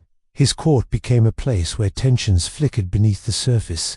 English nobles wary of rising Norman influence, Norman courtiers quietly confident in their position, and the king himself trying to maintain equilibrium between factions he could not always control. As the years passed, the most powerful of the English nobles, Godwin, Earl of Wessex, rose in influence. His family's power stretched across the southern lands, their wealth substantial, their alliances deep. Godwin's children grew into figures who would one day shape the very heart of England's fate, most notably his son Harold, whose future would intertwine with the destiny of the entire kingdom. Meanwhile, Edward turned his attention to a great architectural vision that would become his enduring legacy, the rebuilding of Westminster Abbey. Under his direction, stonecutters, masons, and craftsmen gathered in the growing settlement around London. They shaped pale stone into soaring arches and carved delicate patterns into capitals that caught the sunlight in soft golden hues. For the Anglo-Saxon world, accustomed to wooden halls and modest stone churches, Westminster appeared almost otherworldly, a glimpse of what faith and ambition could create. Inside the unfinished abbey, monks moved reverently through the rising nave, their footsteps echoing faintly beneath the towering structure. The scent of fresh mortar mingled with incense, weaving into the air like a quiet blessing. Edward visited often, standing in the soft glow of newly placed windows, imagining the future where worshippers would gather long after his time had passed. But even amid these gentle moments of spiritual dedication, the kingdom continued to drift toward a crossroads. Edward had no child to inherit the throne. His relationships with both the powerful Godwin family and his Norman relatives created an intricate web of promises, tensions, and unspoken expectations. And across the sea, William, Duke of Normandy, watched with keen interest. He had visited England before, walked along its shores, studied its court, and considered its possibilities. In his mind, threads of ambition wove themselves quietly, patiently, into a path he believed destiny was preparing for him. For now, though, the people lived as they always had, sowing seeds in the spring, harvesting grain in the autumn, gathering beside warm hearths in the winter. They whispered hopes for good weather, safe travels, and healthy families. The winds drifting across the fields carried no hint of the profound change approaching, no warning of the battles that would one day shake the foundations of their world. The final days of the Anglo-Saxon age felt peaceful, unhurried, almost unaware that history was already turning the next page. The land slept in those years, dreaming softly under calm skies. And soon, very soon, the dream would be broken by the arrival of a moment that would echo across centuries, reshaping England forever. As the fields settled into that gentle quiet of the late Anglo-Saxon world, the rivers continued their endless murmuring journeys toward the sea, carrying with them the reflections of villages that had risen from the ashes of earlier invasions and now stood as symbols of continuity in a land that had never truly known stillness. You can almost imagine the soft glow of hearths shimmering through the wooden slats of humble homes, each one a pocket of warmth against the ever-present uncertainty of the age. And as those hearths flickered, the people within them whispered stories passed down from the earliest settlers who had crossed the sea in search of promise, shaping their new lives one careful season at a time. The nights were long in these later centuries, and the candles burned slowly, though never without purpose. For the storytellers, the elders, the monks, and the farmers, the night was a time to remember who they were and how far they had come. They recalled the generations before them who had fought to hold the land, who had raised timber halls in places where once only quiet forests grew, who had endured plague, storm, famine, and war, who had rebuilt when rebuilding seemed impossible. It was a memory-laden nightscape, gentle yet strong, firm with the weight of centuries of hope and loss interwoven into every path and every boundary stone. Somewhere across a hill, where the lingering smell of peat smoke drifted through the air, you might picture an elderly scribe inside a monastery chamber, carefully dipping his quill into ink that glimmered faintly under the dim lamplight. His writing was a labor of love, a slow, steady rhythm echoing the beating of his own heart. Line by line he preserved the chronicles of kings, the lineages of noble houses, the miracles of saints, and the subtle, quiet moments of ordinary people, whose names would otherwise vanish into the wind. His work connected the distant past with the present, reminding future generations that their world did not appear suddenly. It grew, layer by gentle layer, shaped by countless hands, countless breaths, countless dreams. And perhaps not far from him, within the cold stone walls of a larger monastery, a group of monks pressed illuminated manuscripts, each page glowing with vibrant pigments and fine gold leaf. These works were treasures that carried not only scripture and history, but also fragments of the Anglo-Saxon soul. Their awe of nature, their reverence for the sacred, their cautious hope for peace in a world often unpredictable. Their art was not merely decoration, it was devotion made visible. A quiet meditation on beauty in an age so often marked by hardship. Beyond the monasteries, the land itself was in flux. Large estates, once ruled by stable dynasties, were shifting as new power structures formed. Thanes, those loyal landholders who once stood as pillars of local authority, now found their positions challenged by whispers of looming uncertainty. Rumors drifted of faraway battles, of kings struggling to maintain order, of estates divided and reunified, of allegiances sworn and broken under the weight of political change. Yet through all this movement, the villagers remained anchored in their familiar rhythms, ploughing at dawn, tending livestock, repairing fences, gathering for feasts on sacred days. Life, for most, unfolded in tender, repetitive cycles, each year echoing the last. As the seasons turned, one after another, a sense of quiet anticipation filled the air. There was an almost tangible awareness that the age was heading toward something, some culmination, some transformation that none could fully understand, yet all could faintly sense. The fields still swayed, the rivers still sang, the forests still whispered, but beneath that natural calm lay the subtle tremors of change. And in every settlement, from the smallest cluster of huts to the grandest burh, people felt it. Not with fear, not quite with hope, rather with a soft, resigned acceptance that life would soon shift into a new shape, just as it had many times before. In the great halls, noble families gathered to discuss matters of inheritance, loyalty, and defense. The fire in the center crackled with a soft, steady warmth, lighting the carved beams overhead and casting long shadows on the walls. Servants moved quietly between benches, offering mead and bread, their footsteps soft on the reed-strewn floor. The hall was alive with murmured conversations, talk of land boundaries, of disputes settled and unsettled, of messengers who had traveled long distances carrying urgent letters sealed in wax. These letters often brought news that altered the course of lives, news of alliances, of threats, of opportunities. Here, decisions were made that shaped not only families but entire regions. And on nights when the hall grew quiet, when the final embers settled into a deep glow, the lord of the hall might sit alone, reflecting on the fragile balance that kept his world together. The early Anglo-Saxon ancestors had faced struggles of survival. His struggles were different, yet no less daunting. He carried the responsibility of protecting his people, maintaining order, upholding justice, and navigating the intricate web of obligations that tied his world together.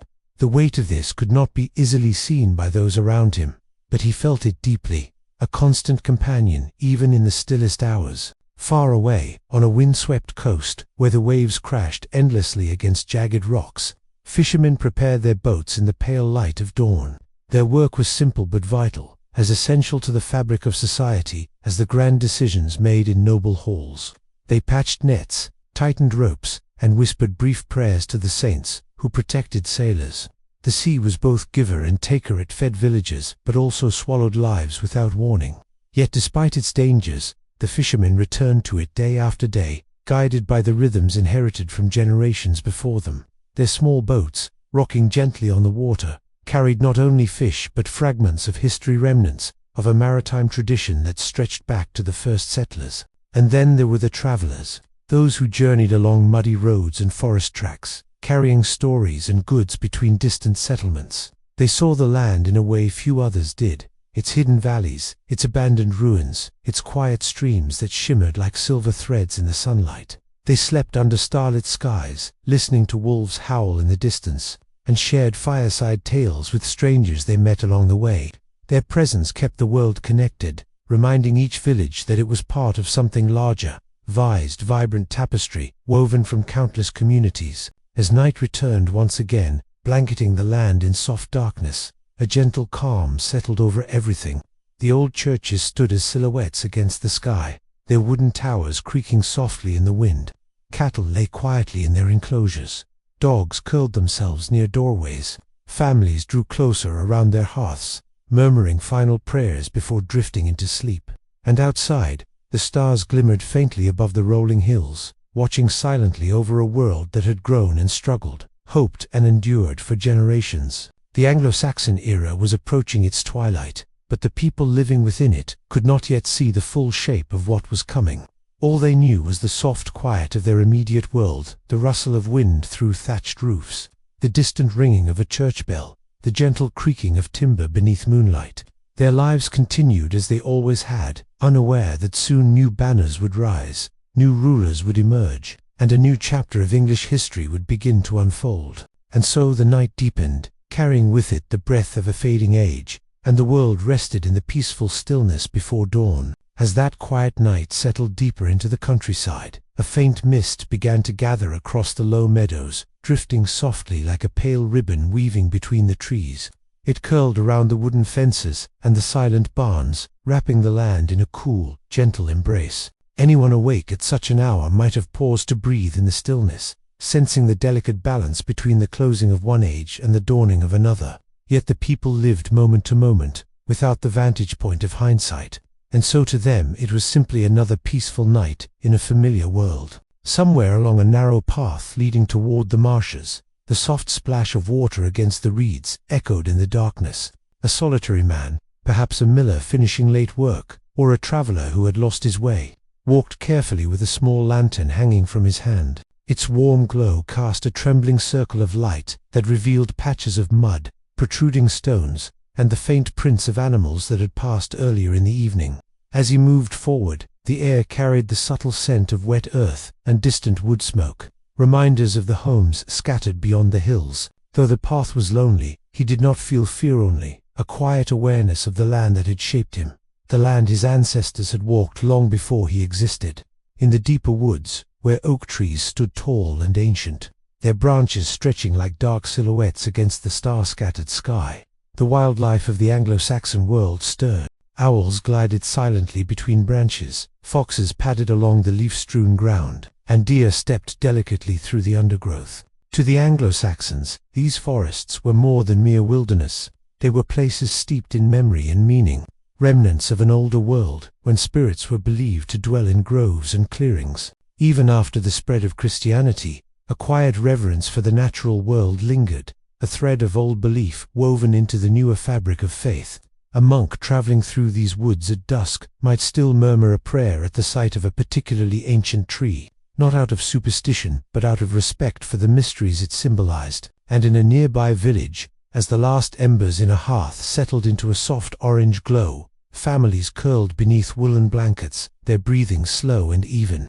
Children, tired from the day's chores, drifted into dreams of imagined heroes and wandering beasts, drawing on the tales their elders had told them by the fire. These stories, passed from mouth to ear across countless generations, carried the memory of the early migrations, the legendary kings, and the battles that had shaped their world. Some tales were fanciful, some grounded in truth, some blurred between the two, but all served the same purpose: to give meaning to a life bound by the rhythms of land and season. Not far from these homes, in a lord's hall perched upon a low rise overlooking the fields, a few figures remained awake, their silhouettes moving slowly around the fading hearth-fire. These were the retainer's trusted warriors, who guarded the hall and its treasures. Even in this age of transition, honor and loyalty were the pillars of their lives. They understood that the stability of their world depended on bonds between lord and follower, a bond sealed with oaths spoken beneath timber beams and upheld through acts of courage, duty, and sacrifice. The soft rasp of a whetstone brushing along a blade carried through the still hall, a faint reminder of a world in which danger was never entirely absent. In the upper chamber, the lord himself might be lying awake, listening to the muted sounds of the night. He could sense the unease in the air, the distant murmurs of political change, the tension carried by messengers who arrived breathless from long journeys. the shifting loyalties that had begun to ripple through the land. Though his hall remained peaceful for now, he knew that the stability of his estate was as fragile as a candle flame in a draught. Yet, even burdened by such thoughts, he found comfort in the familiar creak of the building around him, in the soft breathing of his household, in the knowledge that dawn would soon come with its warmth and certainty. And beyond the villages and halls, across the rolling countryside, monasteries continued their quiet routines. As night deepened, a monk might awaken for the nocturnal prayers, stepping into the chill corridor with only a faint lamp to guide him. The chapel, cold and shadowy, echoed with the gentle chant of voices rising like soft waves against stone walls. Their prayers were not only expressions of faith, they were also anchors of stability. In a world preparing for upheaval, through their devotion, the monks preserved not just religion but culture, language, and knowledge. Their work held together the fragile threads of memory, ensuring that even as eras shifted, the past would not be lost. Back in the settlements, the people dreamed on, unaware of the approaching transformation. But if one could walk through the sleeping landscape with the eyes of a historian, one might sense the convergence of countless forces, small tensions in distant courts, unfamiliar sails on the horizon, treaties whispered over cups of mead, rival claims rising like shadows behind the throne. Each of these elements gathered quietly like clouds in the distance, preparing for a storm that would reshape the destiny of England. Yet for the people of that night, everything remained calm. Fields lay wrapped in darkness, their furrows cooling under the touch of the night breeze. The soft bleating of sheep drifted from a distant enclosure. A lone dog stirred, then settled again. It was a night, like countless others, gentle, unhurried, unaware of its place at the edge of history. And as the moon traced its slow arc across the sky, the first hints of dawn began to gather just beyond the horizon, a faint silver shimmer promising warmth and renewal. Soon the roosters would crow, the hearths would be rekindled, and another day of work would begin, another step forward into the uncertain yet quietly determined world of the late Anglo-Saxons. The land inhaled, exhaled, and waited, balanced delicately between what had been and what was soon to come. As the faint silver shimmer of dawn gathered more confidently along the edge of the horizon, the quiet land seemed to stir with a soft, almost hesitant breath. Darkness loosened its grip inch by inch, revealing the blurred outlines of hedgerows, the sloping roofs of distant halls, and the gentle curves of the winding river. The first birds began to call low, sleepy chirps at first, then clearer notes as the sky lightened. Their voices drifted across the fields like a fragile promise that the new day, whatever it carried with it, would begin in the same patient rhythm that generations had known before. In the villages, small sounds signaled the return of life. A wooden door creaked as someone stepped out into the cool morning air, rubbing sleep from their eyes while the ground whispered softly beneath their bare feet. Smoke rose once more from hearths, turning blue in the early light as families rekindled their fires. The scent of warm bread, coarse and simple, slowly filled the close-knit homes, mingling with the faint smell of damp earth, still clinging to the world after the night's chill. These moments were quiet, unremarkable, yet deeply sacred in their own way, daily rituals that held the fabric of life together. Across the open fields, where dew shimmered on the grass like countless tiny mosaics, farmers began their walk toward the grazing land. Their tools rested on their shoulders, silhouettes against the whitening sky. Each man and woman knew their tasks intimately, for they had been shaped by the land just as surely as the land had been shaped by them. The rhythm of plowing, sowing, tending, and harvesting allowed little space for idleness, yet it also grounded them in a sense of purpose. Even without understanding the winds of political change that drifted through the higher ranks of society, they felt connected to something ancient and enduring. Down by the riverbank, fishermen pushed their shallow boats into the water, their hands steady despite the cold. The river carried reflections of the first pale rays of sunlight, turning its surface into a rippling tapestry of silver and soft gold. As the boats drifted out, the men cast their nets with practiced grace, their movements slow and steady. Each splash of weighted rope into the water echoed through the morning stillness. For them, the river was both livelihood and companion, a force as old as memory itself, unpredictable yet vital. The forests, though mostly untouched at this early hour, held their own quiet transformation. Sunlight filtered through the upper branches of the ancient oaks, creating shifting patterns that danced gently across the leaf-littered ground. In those dapples of light, rabbits scurried, birds rustled, and small creatures resumed their hidden routines. The Anglo-Saxon people often considered the forest a boundary between the known and the unknown, a place where everyday life brushed against mystery. And though Christianity had softened many of the older beliefs, a quiet respect for the deep woods lingered, unspoken yet alive in the hearts of those who depended on its timber, its game, and its subtle magic. Further along the landscape, where the road curved toward a fortified settlement, the guards at the gate shook off the dregs of sleep and took their positions. Their spears gleamed faintly, tips catching the early light as they surveyed the calm surroundings. Travelers began to appear one by one, a peddler carrying a small cart filled with trinkets and tools, a messenger clad in worn leather, dust coating his boots from many miles, a woman with a basket balanced on her hip, destined for the market. Each arrival added a small thread to the tapestry of the new day, weaving connections between distant places and different lives. Inside the settlement, craftsmen opened their workshops. The rhythmic tap of hammer against iron soon filled the air from the blacksmith's forge. The carpenter inspected planks of timber with a practiced eye, feeling their grain with calloused fingers. A potter shaped clay with slow, measured movements, turning soft earth into vessels that would serve families for years. These were the hands that built the world, their skills passed from parent to child, their work forming the backbone of Anglo-Saxon society. In their quiet dedication, they preserved a culture that was older and deeper than any single reign or ruler. At the monastery overlooking the settlement from its small hill, the monks had already completed their dawn prayers. Now they moved into the rhythmic order of their duties.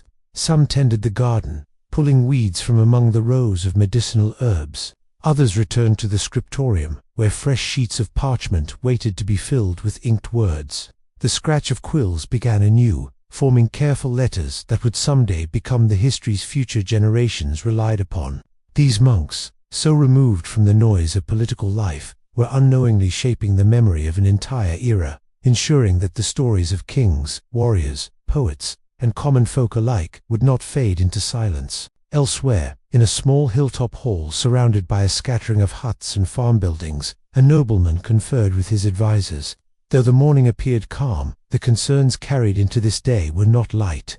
Discussions circled around potential threats from rival nobles, disputes over land boundaries, and letters arriving from the king demanding new levies or renewed oaths.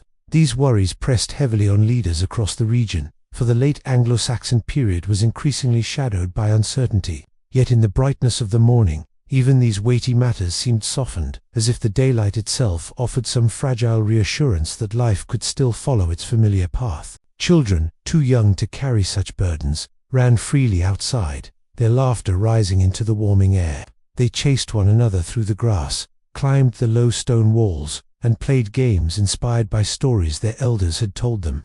In their innocence, they mirrored the simple joys of rural life, joys that persisted regardless of the tides of history. Their world was small but full, and in their laughter lay a hope that endured from one generation to the next. As the morning ripened into late morning, the sun climbed higher, casting long rays across the land. The shadows shortened, birds soared high, and the land stretched awake in full.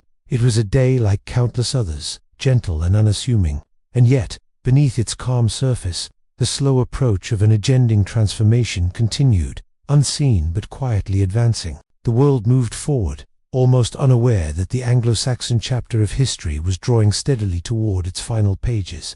As the gentle warmth of late morning settled over the countryside, the land seemed to breathe in a long, unhurried rhythm, each field and forest and winding stream absorbing the sunlight as if it were an old friend returning after a long night. The cattle grazed lazily in pastures edged by low stone walls, their movements slow, tails flicking occasionally at drifting flies. Birds circled above in wide, careless arcs, their wings catching glimmers of light as they soared between the drifting clouds.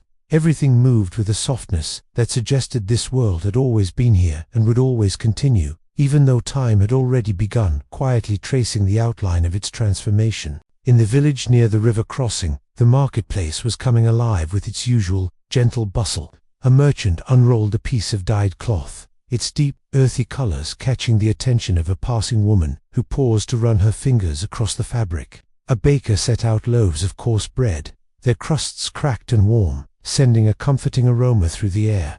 A child tugged at his mother's sleeve, trying to persuade her to buy a wooden toy carved by a local craftsman. These small interactions, so ordinary and familiar, wove together the quiet tapestry of village life. Even with distant rumors whispering of change, these rhythms endured, echoing the stability that people clung to. Not far from the marketplace, an elderly storyteller sat beneath a shade tree, gathering a small circle of children around him. His voice was soft, roughened by age but steady, and he spoke of things long past, heroes who had crossed the sea, kings who ruled with wisdom and might, battles fought under storm-darkened skies. The children listened with wide eyes, the images forming in their minds as vivid as if they had witnessed them. And though the storyteller's tales came from a world that was slipping further into memory, they remained alive through his voice. His words carried the essence of an age shaped by both courage and loss, by resilience and longing.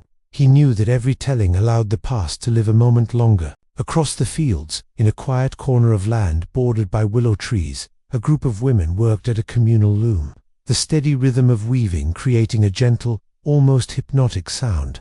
Their voices rose and fell softly in conversation, discussing the harvest, upcoming festivals, and the everyday news that drifted through their settlement. Their cloth, strong and practical, would serve many purposes: tunics, cloaks, bedding, sacks. The cloth they produced was more than fabric. It was part of the invisible structure that held their world together.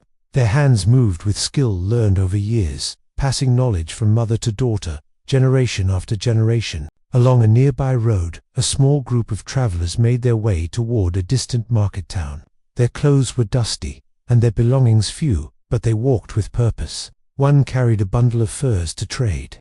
Another led a donkey laden with sacks of grain. The last carried messages sealed with wax, destined for one of the local thanes. Travelers like these were the threads connecting scattered settlements, bringing news, stories, goods, and glimpses of the broader world. Through them, even the most remote villages remained linked to the shifting currents of the age, whether they realized it or not. In the hills, shepherds guided their flocks toward fresh grazing land. The wind carried the sound of distant church bells, faint but distinct, reminding them of feast days, obligations, and the steady rhythm of worship that anchored their lives. The shepherds walked with long staffs, their dogs moving alertly at their sides. They knew the land intimately, the dips and rises of the terrain, the places where the grass grew thickest, the hidden hollows where a sheep might wander off. Their days were long and quiet, marked more by the changing sky than by the passing of hours. Yet even their solitary work formed an essential part of the fragile balance of society. At the monastery, the scriptorium remained a sanctuary of concentration. A young monk carefully copied a passage from a worn manuscript, pausing occasionally to sharpen his quill. Sunlight filtered through a narrow window, illuminating dust motes that drifted like tiny stars across the quiet room. The ink glistened as he formed each letter with intention. In another corner, an older monk examined a half-finished illumination, intricate patterns of swirling vines, gold leaf reflecting the light, tiny figures woven into the design. These works were gifts to the future, a way of ensuring that beauty and knowledge survived the shifting tides of history. Beyond the quiet work of the monastery and the peaceful bustle of the villages, the halls of nobles buzzed with a different kind of energy. Inside one such hall, a meeting was underway. Advisors spoke in low, tense tones about border disputes, about alliances that seemed less stable than before, about distant whispers of foreign ships sighted along the coast. The Lord listened with a furrowed brow, fingers resting against his chin, weighing each word with care. He understood that the threads holding the realm together were thinning. Even so, he maintained a calm exterior. His people depended on his steadiness, his ability to navigate uncertainty without faltering. After the meeting, he stepped outside to clear his mind. The fresh air carried the scent of grass and wood smoke, grounding him in the land he was sworn to protect. Children ran past him, laughing, unaware of the burdens he carried. A woman waved as she drew water from the well. Life continued with its familiar rhythms, even as shadows gathered on the horizon.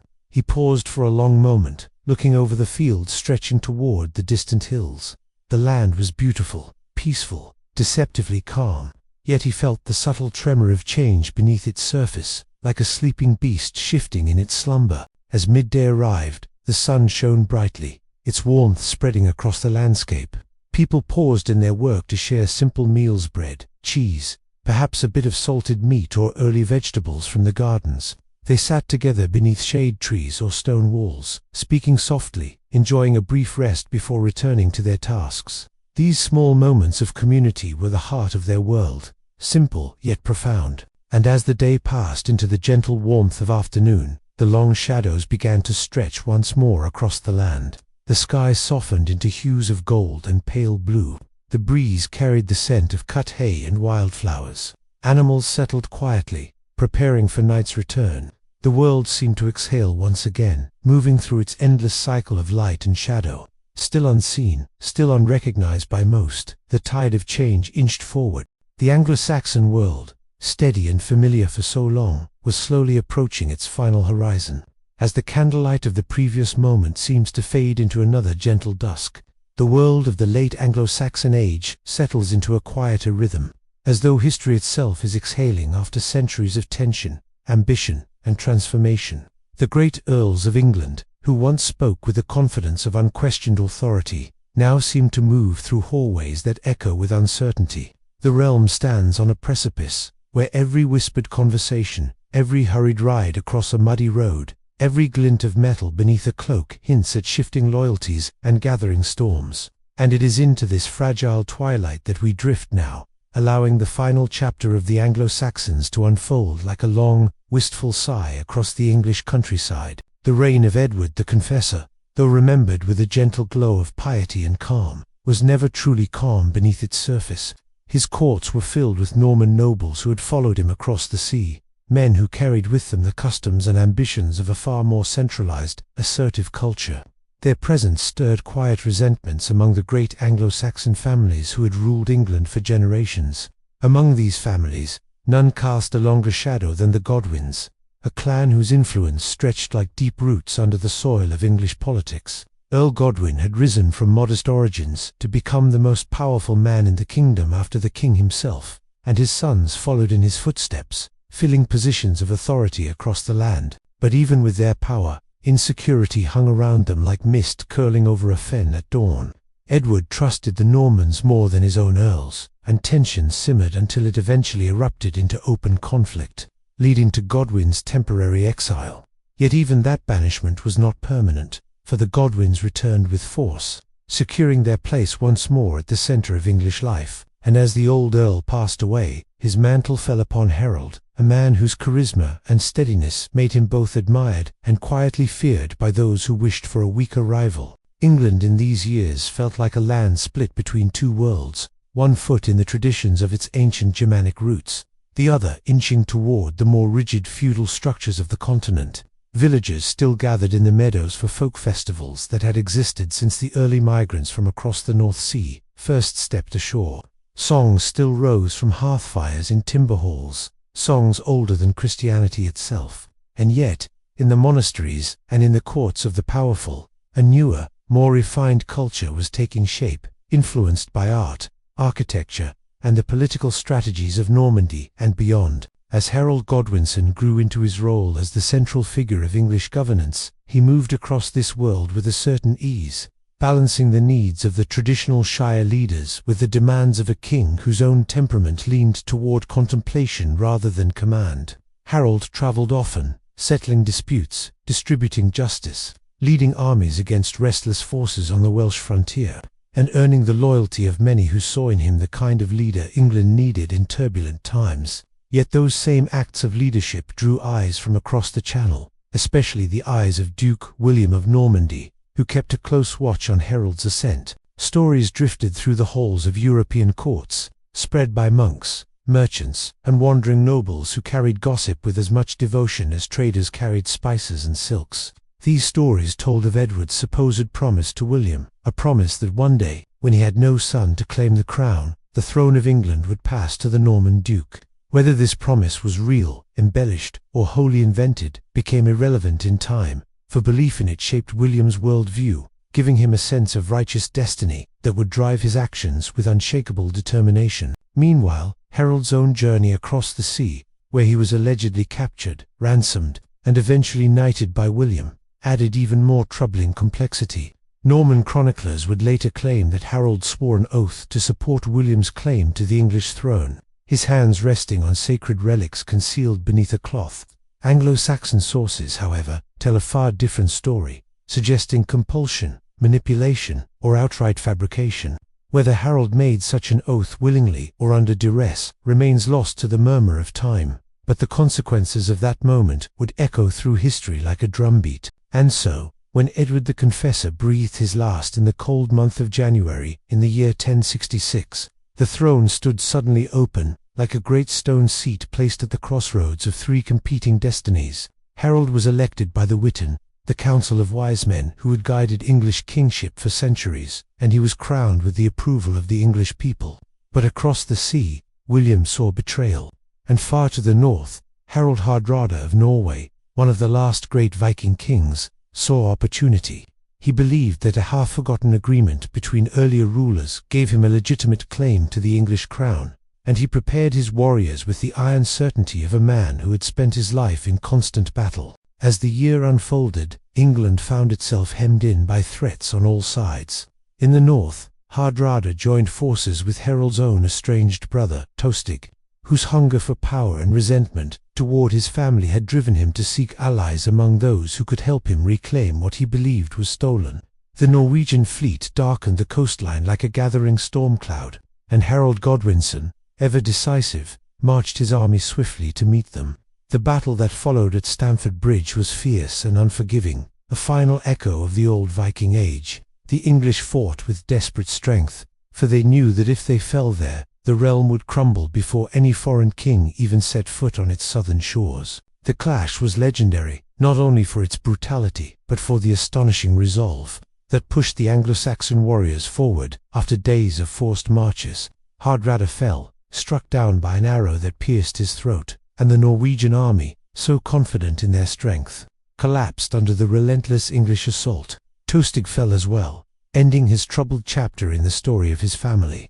The victory was total, yet it came at a terrible price. England's warriors were exhausted, wounded, and depleted, and while they fought in the north, the winds across the Channel shifted at last, granting William the fair crossing he had been waiting for. When news arrived that the Norman fleet had landed in Sussex, Harold had no choice but to turn south immediately. And so began another grueling march, one that pushed men to their limits as they moved through the days and nights of early autumn. Their boots sank into soft earth, their armor weighed heavily on bodies already strained by combat, and yet they pressed forward, driven by loyalty, duty, and the knowledge that everything they knew was at risk.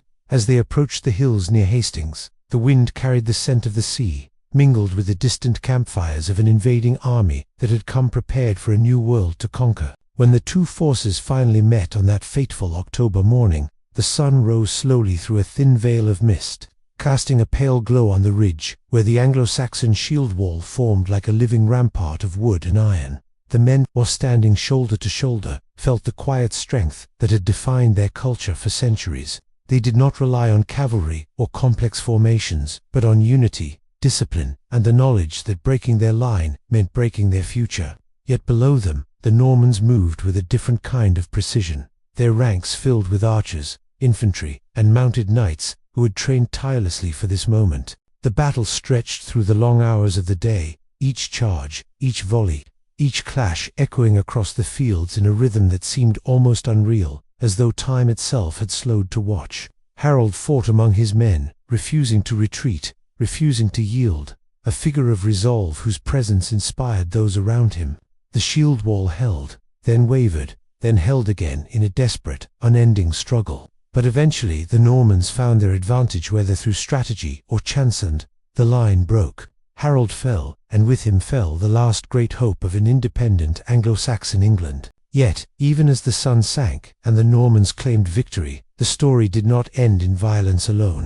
For the Anglo-Saxon soul of the land, shaped through centuries of hardship, kinship, poetry, farming, prayer, and quiet endurance, wove itself into the fabric of England's future.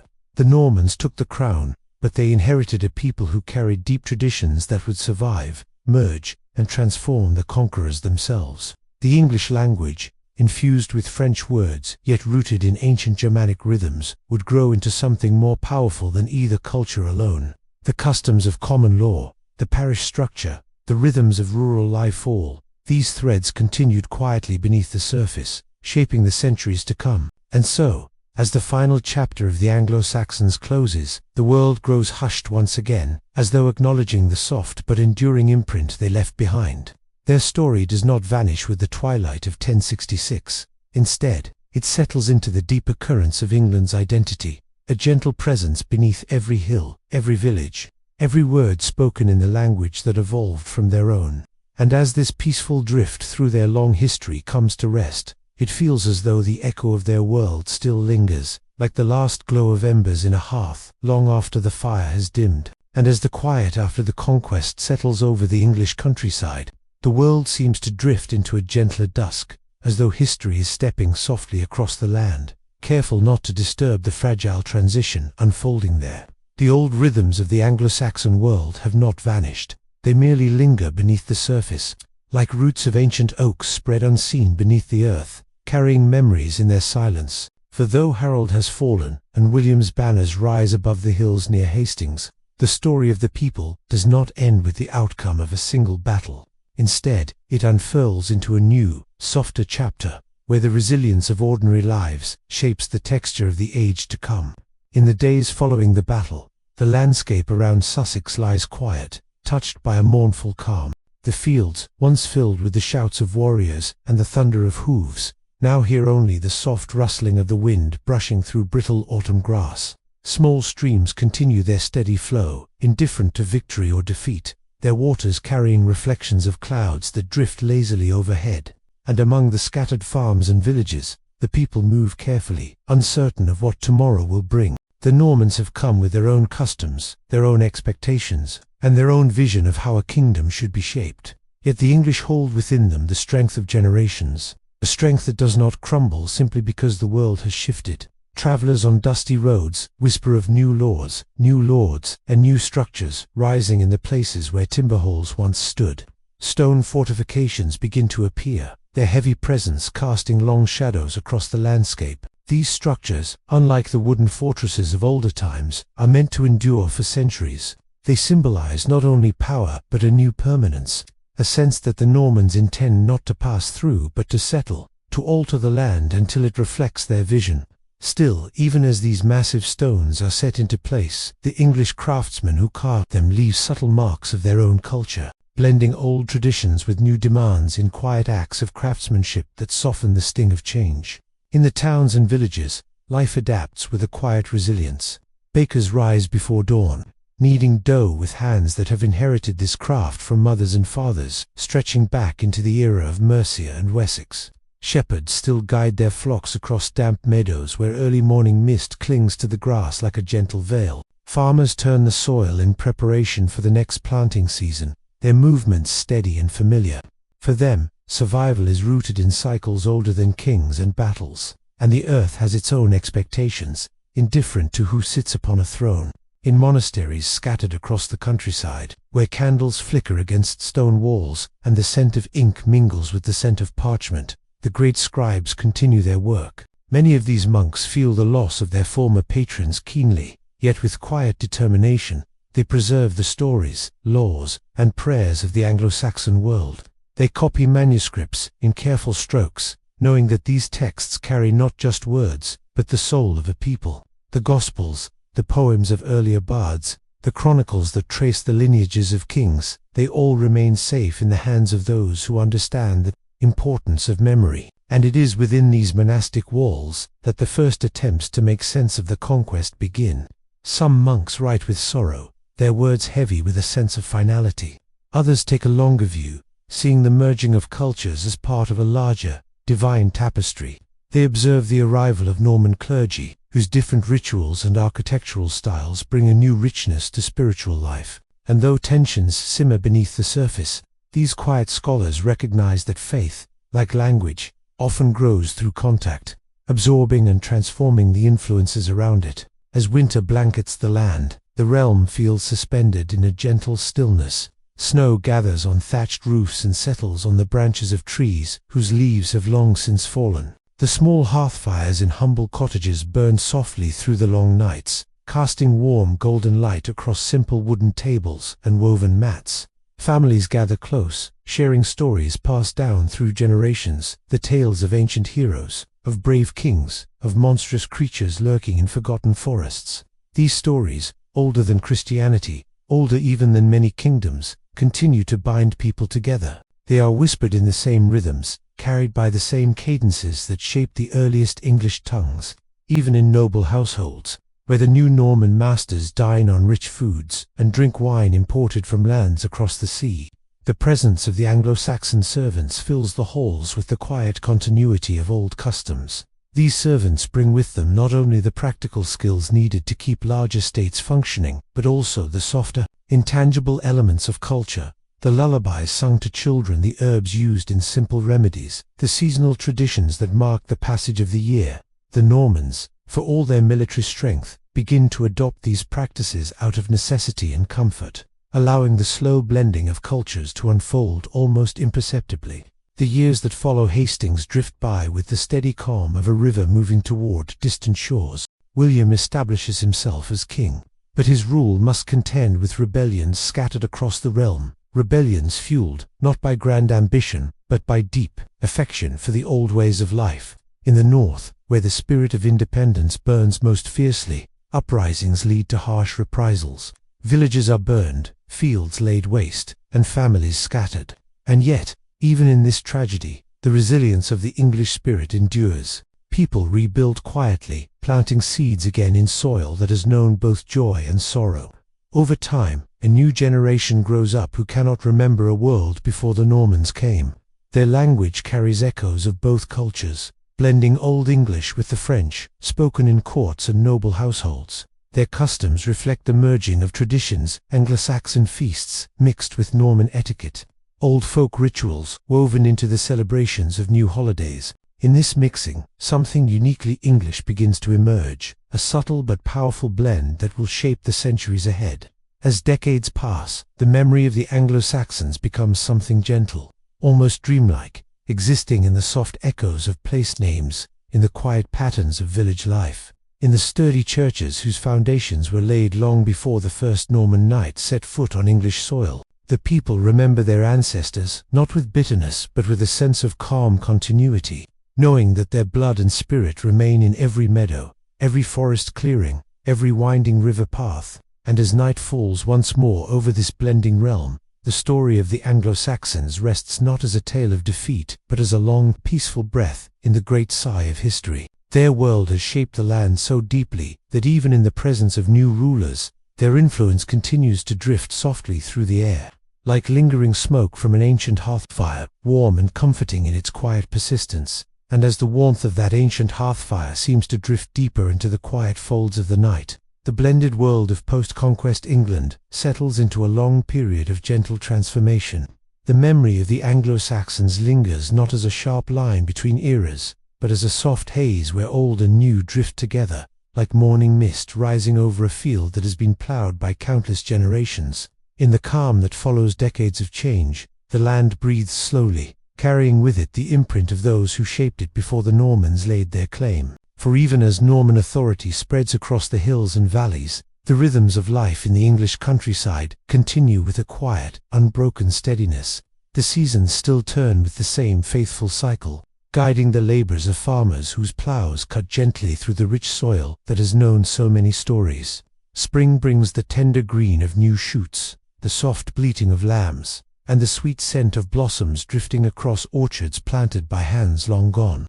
Summer settles with warm afternoons and long golden evenings, when workers wade barefoot through shallow streams to cool their tired bones. Autumn paints the land with deep browns and glowing embers of red, while winter wraps everything in a soft, still cloak of frost, encouraging people to gather close around their fires. Within these cycles, the echoes of the Anglo-Saxon world weave themselves into the new order with an ease that feels almost effortless. Village moot meetings continue under the broad canopies of ancient oaks, where elders settle small disputes with the same common sense that guided their ancestors. Storytelling remains a cherished pastime, especially in the evenings, when the last warmth of the day lingers in the air and children gather to listen to the gentle cadences of old sagas. The tales of Beowulf, of brave kings who ruled from wooden halls, of quiet heroes who saved their kin through courage rather than grandeur. All of these live on in soft whispers that drift through the candle smoke of simple cottages,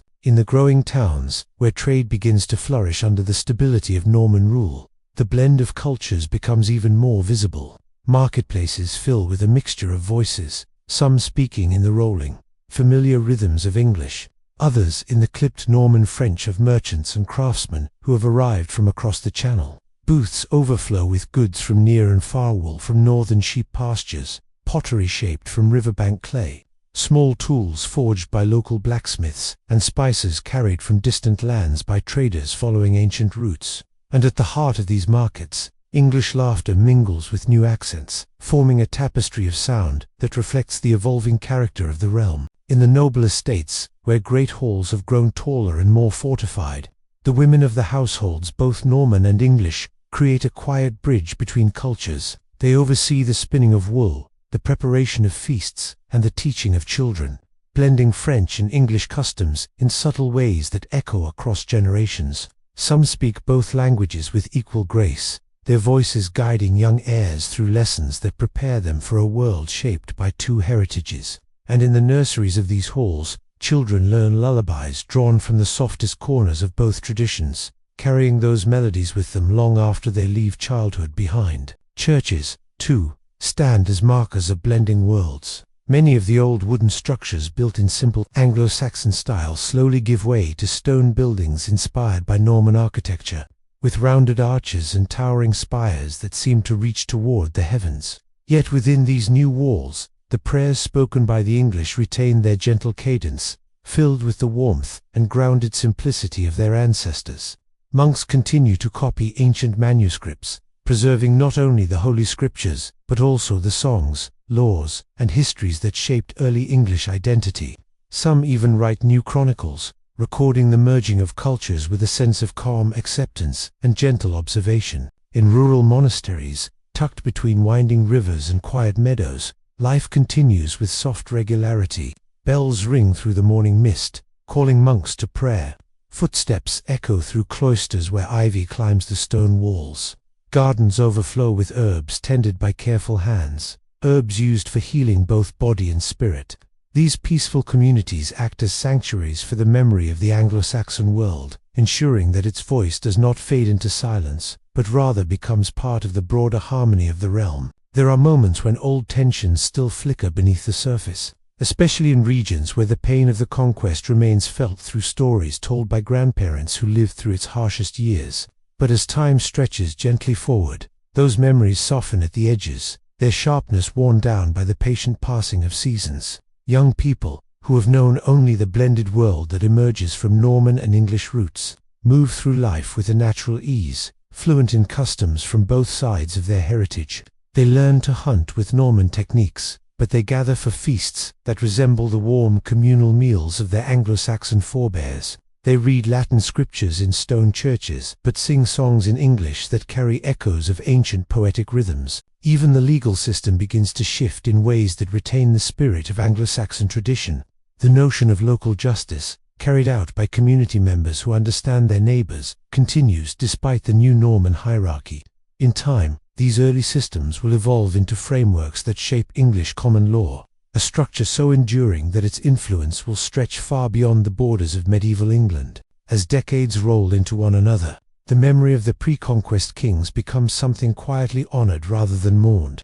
The names of Alfred, Ethelstan, Edgar, and Harold drift through the centuries with a kind of serene dignity, remembered not only for their achievements but for the sense of continuity they represent. Their era becomes a symbol of rootedness, a steady foundation upon which new layers of culture are built. And even as new rulers claimed the throne, the threads of the Anglo-Saxon legacy remained woven into the fabric of governance, faith, and daily life. In remote corners of the countryside, where forests grow thick and rivers run deep, the old spirit of the land feels untouched by the political transformations of the age. Herds of deer move silently through dappled sunlight, their hooves soft against beds of fallen leaves. Birds nest in the hollows of trees, as they have for centuries. The soft whispering of wind through tall grasses carries with it the same melodies heard by farmers in the days of the Heptarchy. These places hold the memory of before, preserving it with a tender stillness that no conquest can erase. As night settles once more across England, stars shimmer gently above the land that has carried so many histories, so many dreams, so many quiet moments of resilience. Villagers close their shutters, monks extinguish their candles one by one, and the soft hush of sleep drifts across fields and forests alike. In this peaceful darkness, the legacy of the Anglo-Saxons feels like a warm presence, not lost but resting, nestled in the heart of a realm that continues to evolve while carrying their spirit forward. And in this soft, dreamlike quiet, the story drifts onward, ready to unfold new layers as the centuries continue. Their gentle procession. And as the gentle procession of centuries continues its quiet march, the blended world of England, shaped by both Norman ambition and Anglo-Saxon endurance, settles even deeper into a calm rhythm that feels almost like a long, slow exhale. The memory of the Anglo-Saxons, though softened by time, remains woven into every corner of the realm, like threads of warm gold hidden beneath the newer tapestries of stone castles, French customs, and shifting political tides. It is a memory that never fully sleeps, even as the landscape changes around it. In the towns that grow slowly along riverbanks and crossroads, the spirit of the Old English world lingers in subtle gestures, like the way a merchant pauses to greet a neighbor with a warm nod learned from his father, or the way a baker shapes loaves, the same way his grandmother did, using movements passed down through generations. Market squares filled with a blend of goods and voices, where spices from distant lands mingle with the earthy scent of freshly gathered herbs, and where traders from the continent stand beside English farmers selling wool, cheese, and honey. Though the faces in these markets reflect a broader world than before, there is still something distinctly English in the steady hum of activity, something patient and grounded. The countryside, vast and rich with memory, remains a tapestry of gentle sounds and soft colors. Villages sit nestled among rolling hills, their cottages warmed by hearth fires that glow softly during long winter evenings.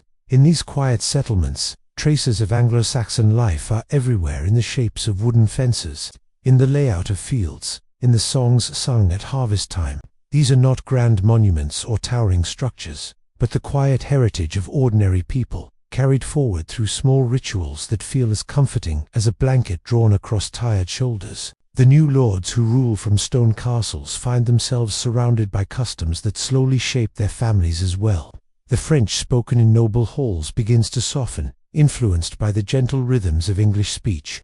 Children of noble households play with English servants and learn words from both languages without realizing they are weaving together a future tongue. Their games echo through castle courtyards, laughter drifting across high walls that cast long shadows over the villages below.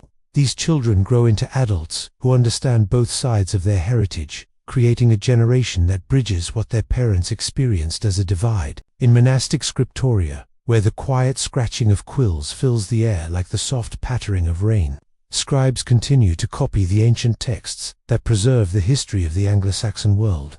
Some copy the old epics, their pages filled with lines about heroes and monsters, courage and fate. Others record charters, laws, and genealogies, ensuring that the lineage of kings is remembered with clarity even as the political landscape changes.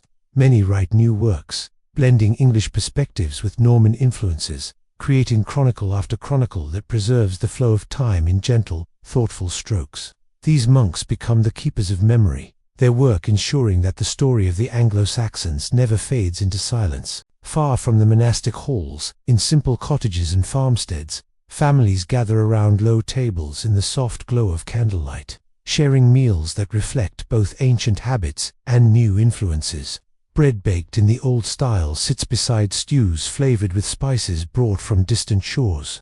Wooden cups hold ale brewed using methods unchanged for generations. Children listen to elders tell stories that drift between past and present, tales of great battles, peaceful harvests, wandering saints, and kings who ruled with wisdom. These stories, shaped by the passing years, become part of the fabric of their nights, settling warmly into the hearts of those who hear them. Seasons continue their gentle turning, bringing with them predictable shifts in life. Spring seems to whisper across the land with soft breezes, coaxing new blossoms from branches that drip with dew. Lambs, unsteady in their early days, cluster close to their mothers as shepherds guide them across fresh meadows. Summer stretches long and golden, filled with the laughter of children and the rhythmic clatter of tools used to gather hay. Autumn paints the leaves with ember-like hues, signaling the time for harvest feasts that blend Norman delicacies with Anglo-Saxon warmth.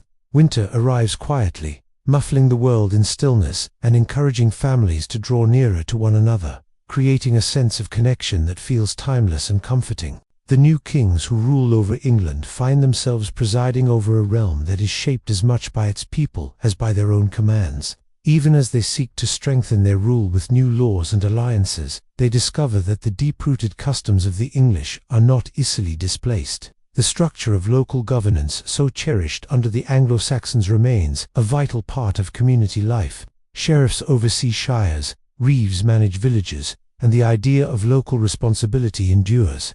These old frameworks evolve under Norman rule but do not break, creating a continuity that threads the present to the past in a way that feels quietly reassuring. In the north, in regions that bore the heaviest burdens during the years of upheaval, communities rebuild with the same gentle determination that has defined English resilience for centuries. Farmers clear fields blackened by conflict, planting new seeds with steady hands. Craftsmen shape tools and repair homes, their work guided by techniques learned long before the conquest. Families who suffered loss find solace in the familiar rhythms of daily life, trusting in time to heal wounds that lie deep in the heart. Over the years, the scars become part of the landscape's memory, softened by grass and wildflowers that grow freely once more. As generations pass, the influence of the Anglo-Saxons becomes something deeply woven into the identity of the realm, rather than a separate chapter in its history. Language evolves, drawing from French, Latin, and Old English to form a new speech that feels rich and expressive. Law, shaped by both Norman authority and English tradition, becomes a system respected for its fairness and stability. The landscape remains dotted with quiet reminders of the old world churches with simple stone towers, burial mounds nestled among grassy fields, villages whose names echo ancient tongues. And as night settles once more across England, the country rests in a gentle stillness. Owls glide silently through the air, trees sway softly in the breeze. The distant murmur of a river carries through the darkness, its waters moving with the same calm continuity that has shaped the land through centuries of change. In this peaceful night, the memory of the Anglo-Saxons feels like a warm thread running through every sound, every shadow, every breath of wind. Their story, though transformed by time, remains alive in the heart of the realm. It drifts through the dreams of those who sleep beneath the same stars that once guided ancient settlers across the sea. It whispers beneath the laughter of children, beneath the songs sung in humble churches, beneath the footsteps that tread gently across well-worn paths. And in this lingering presence lies the quiet legacy of a people who shaped a nation not through conquest, but through the steady, enduring warmth of their lives. And so the twilight of the Anglo-Saxon world drifted onward, soft and uncertain, like a lantern's glow trembling in an evening wind. The old kingdoms, once proud and fierce in their rivalries, found themselves drawn into a new and overwhelming tide, one that came not only from the ambitions of men, but from forces of culture, faith, and destiny, settling over the island as though guided by an unseen hand. You can almost feel the hush over the English countryside in those final years, as if the land itself sensed that change was gathering on the horizon. The monasteries, those peaceful sanctuaries where scribes had once bent over pages late into the night, continued their work in pockets of quiet resilience. Candlelight flickered over vellum, quills whispered, ink dried slowly on sermons, genealogies, and fragile letters. These were the last hands of a world about to fade, yet still devoted to preserving the memory of centuries. The monks wrote of the kings who had risen and fallen, of lineages born from shadowy ancestors, of miracles, plagues, storms, and battles, all the patterns of human life woven into soft parchment that would outlive the men who shaped them. Meanwhile, across the countryside, ordinary people tended to the rhythms that had governed their lives for generations. Fields were ploughed, sheep were driven across damp meadows, hearth fires burned in low-roofed timber houses, their smoke curling gently upward into the dusk. The same cycles of sowing and harvesting continued, unbroken by the knowledge that history was turning beneath their feet. The Anglo-Saxons lived with quiet acceptance, just as their ancestors had. never quite imagining how profoundly the coming years would reshape their world. As the new dynasty strengthened its hold, whispers flowed through villages like soft rivers of rumor. Some spoke of the Normans with awe, others with unease. They brought with them strange customs, new legal structures, a different tongue rolling from their lips, like a melodic tapestry of French and Latin. Their architecture reached upward in ways the Anglo-Saxons had seldom attempted. Tall stone keeps, fortified with a precision that reflected a different philosophy of power. These rising castles stood like silent shadows over the landscape, watching the old world with cold, unblinking eyes. And yet, despite everything changing, the Anglo-Saxon spirit endured in subtle, persistent ways. Language shifted, but did not disappear. It blended, adapted, murmured beneath the surface like a river running under snow. Traditions softened but were not erased. The memory of the old heroes Alfred, Selfu, the Harold, and countless unnamed warriors remained, in stories told by firelight, stories that slipped down through the generations like gentle threads, connecting past to present. In these final years, one can picture an aging storyteller in a village hall, recounting tales of long-gone kings. Children sit with wide eyes, adults listen in thoughtful silence. The world outside may be changing, but here, in the warm glow of the hearth, the old history breathes just a little longer. It lingers, tender and unbroken, like the final notes of a familiar song. And across the island, fading but not forgotten, the Anglo-Saxon identity settled into the memory of England itself. It became a foundation stone, buried deep but carrying enormous weight. The language, the customs, the laws, the concept of kingship, the sense of community, all these would echo into the future, shaping a nation in ways no one could fully understand at the time. Even the new rulers, for all their stern fortifications and foreign speech, found themselves blending into the land they now governed. The Normans absorbed English traditions as much as they reshaped them. They married English women. They adopted English practices. They learned to walk the same ancient paths, to pray in the same churches, to listen to the same winds sweeping across the moors and meadows. Slowly, generation by generation, the sharp lines between conqueror and conquered blurred into the soft edges of a shared identity. And so, like a long dusk merging into night, the Anglo-Saxon age did not end suddenly, but drifted into transformation. It became part of the soil, part of the breath of England, part of every word spoken in the new language that was forming deep, rich, and destined to become one of the most influential tongues in human history. This was not a disappearance, but a quiet evolution, the kind that happens so slowly and gently that no one fully perceives it until centuries have passed. And in this gentle transition, the Anglo-Saxons offered their final gift, a legacy of resilience, structure, faith, and storytelling woven softly into the fabric of a nation destined to grow beyond anything they could have imagined. And so the story moves into its final gentle descent, like embers fading in a hearth after a long night of warmth. The Anglo-Saxon world, shaped by centuries of migration, kingdoms, poetry, war, faith, and quiet everyday lives, settled into memory, not gone, but resting beneath everything that England would one day become. You can imagine the island in those last calm years, wrapped in a soft blue-grey mist, its fields and forests holding a hush as if listening for the last echoes of an age passing into legend. In the countryside, old stone churches built by hands, long since turned to dust, still stood watch over their parishes. Their wooden doors creaked in the wind. Their bells rang out across the valleys just as they had in the days of Alfred or Aethelstan, or the long-forgotten village, Reeve, who once tended the small patch of land beside the church wall. These bells were like the heartbeat of the old world, resonating gently even as new rulers and new customs shaped the land around them. And the people, always the quiet center of every era, continued their simple rhythms, a shepherd guiding his flock at dawn, a woman grinding grain by hand, children gathering reeds by the riverbank, a monk copying the last pages of a psalter before blowing out his candle.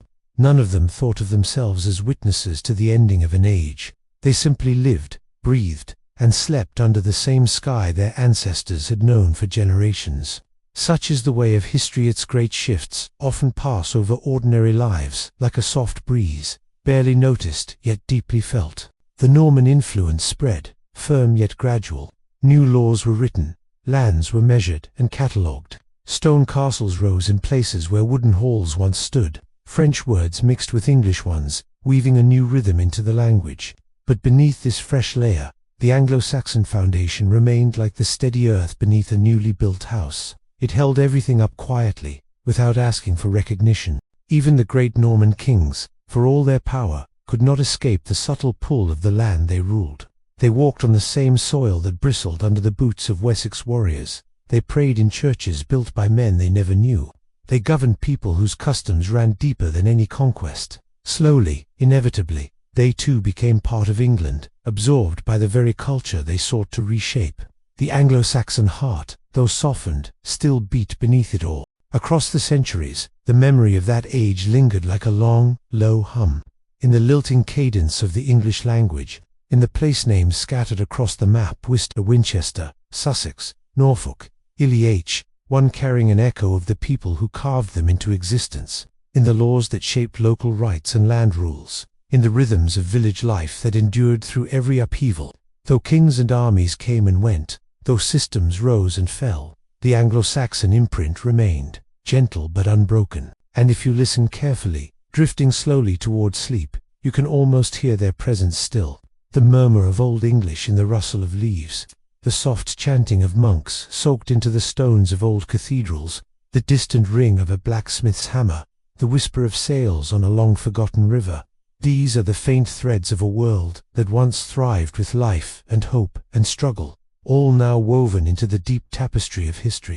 The story of the Anglo-Saxons does not end with a single moment. It ends the way a quiet night does, gradually, peacefully, softly blending into something new. Their age becomes dawn for another. Their legacy becomes a seed for future centuries. Their memory becomes a gentle companion to the nation they helped shape. And as this long, slow journey settles into silence, imagine yourself standing on a hill overlooking an English valley at twilight. Below you lies the land they built, the land they defended, the land they loved. The fields stretch out like a patchwork quilt. A faint river winds through the meadow. Smoke curls from a distant cottage. The air is cool and still. Everything feels timeless, unhurried, and deeply peaceful. This is where the story rests, here, in the hush of an ancient landscape, wrapped in soft evening light. A world long gone, yet forever present in the quiet corners of history. And now, with this final breath of the Anglo-Saxon tale settling gently around you, you can let your mind drift, letting the story fade into calm silence. As the night deepens and the world grows still,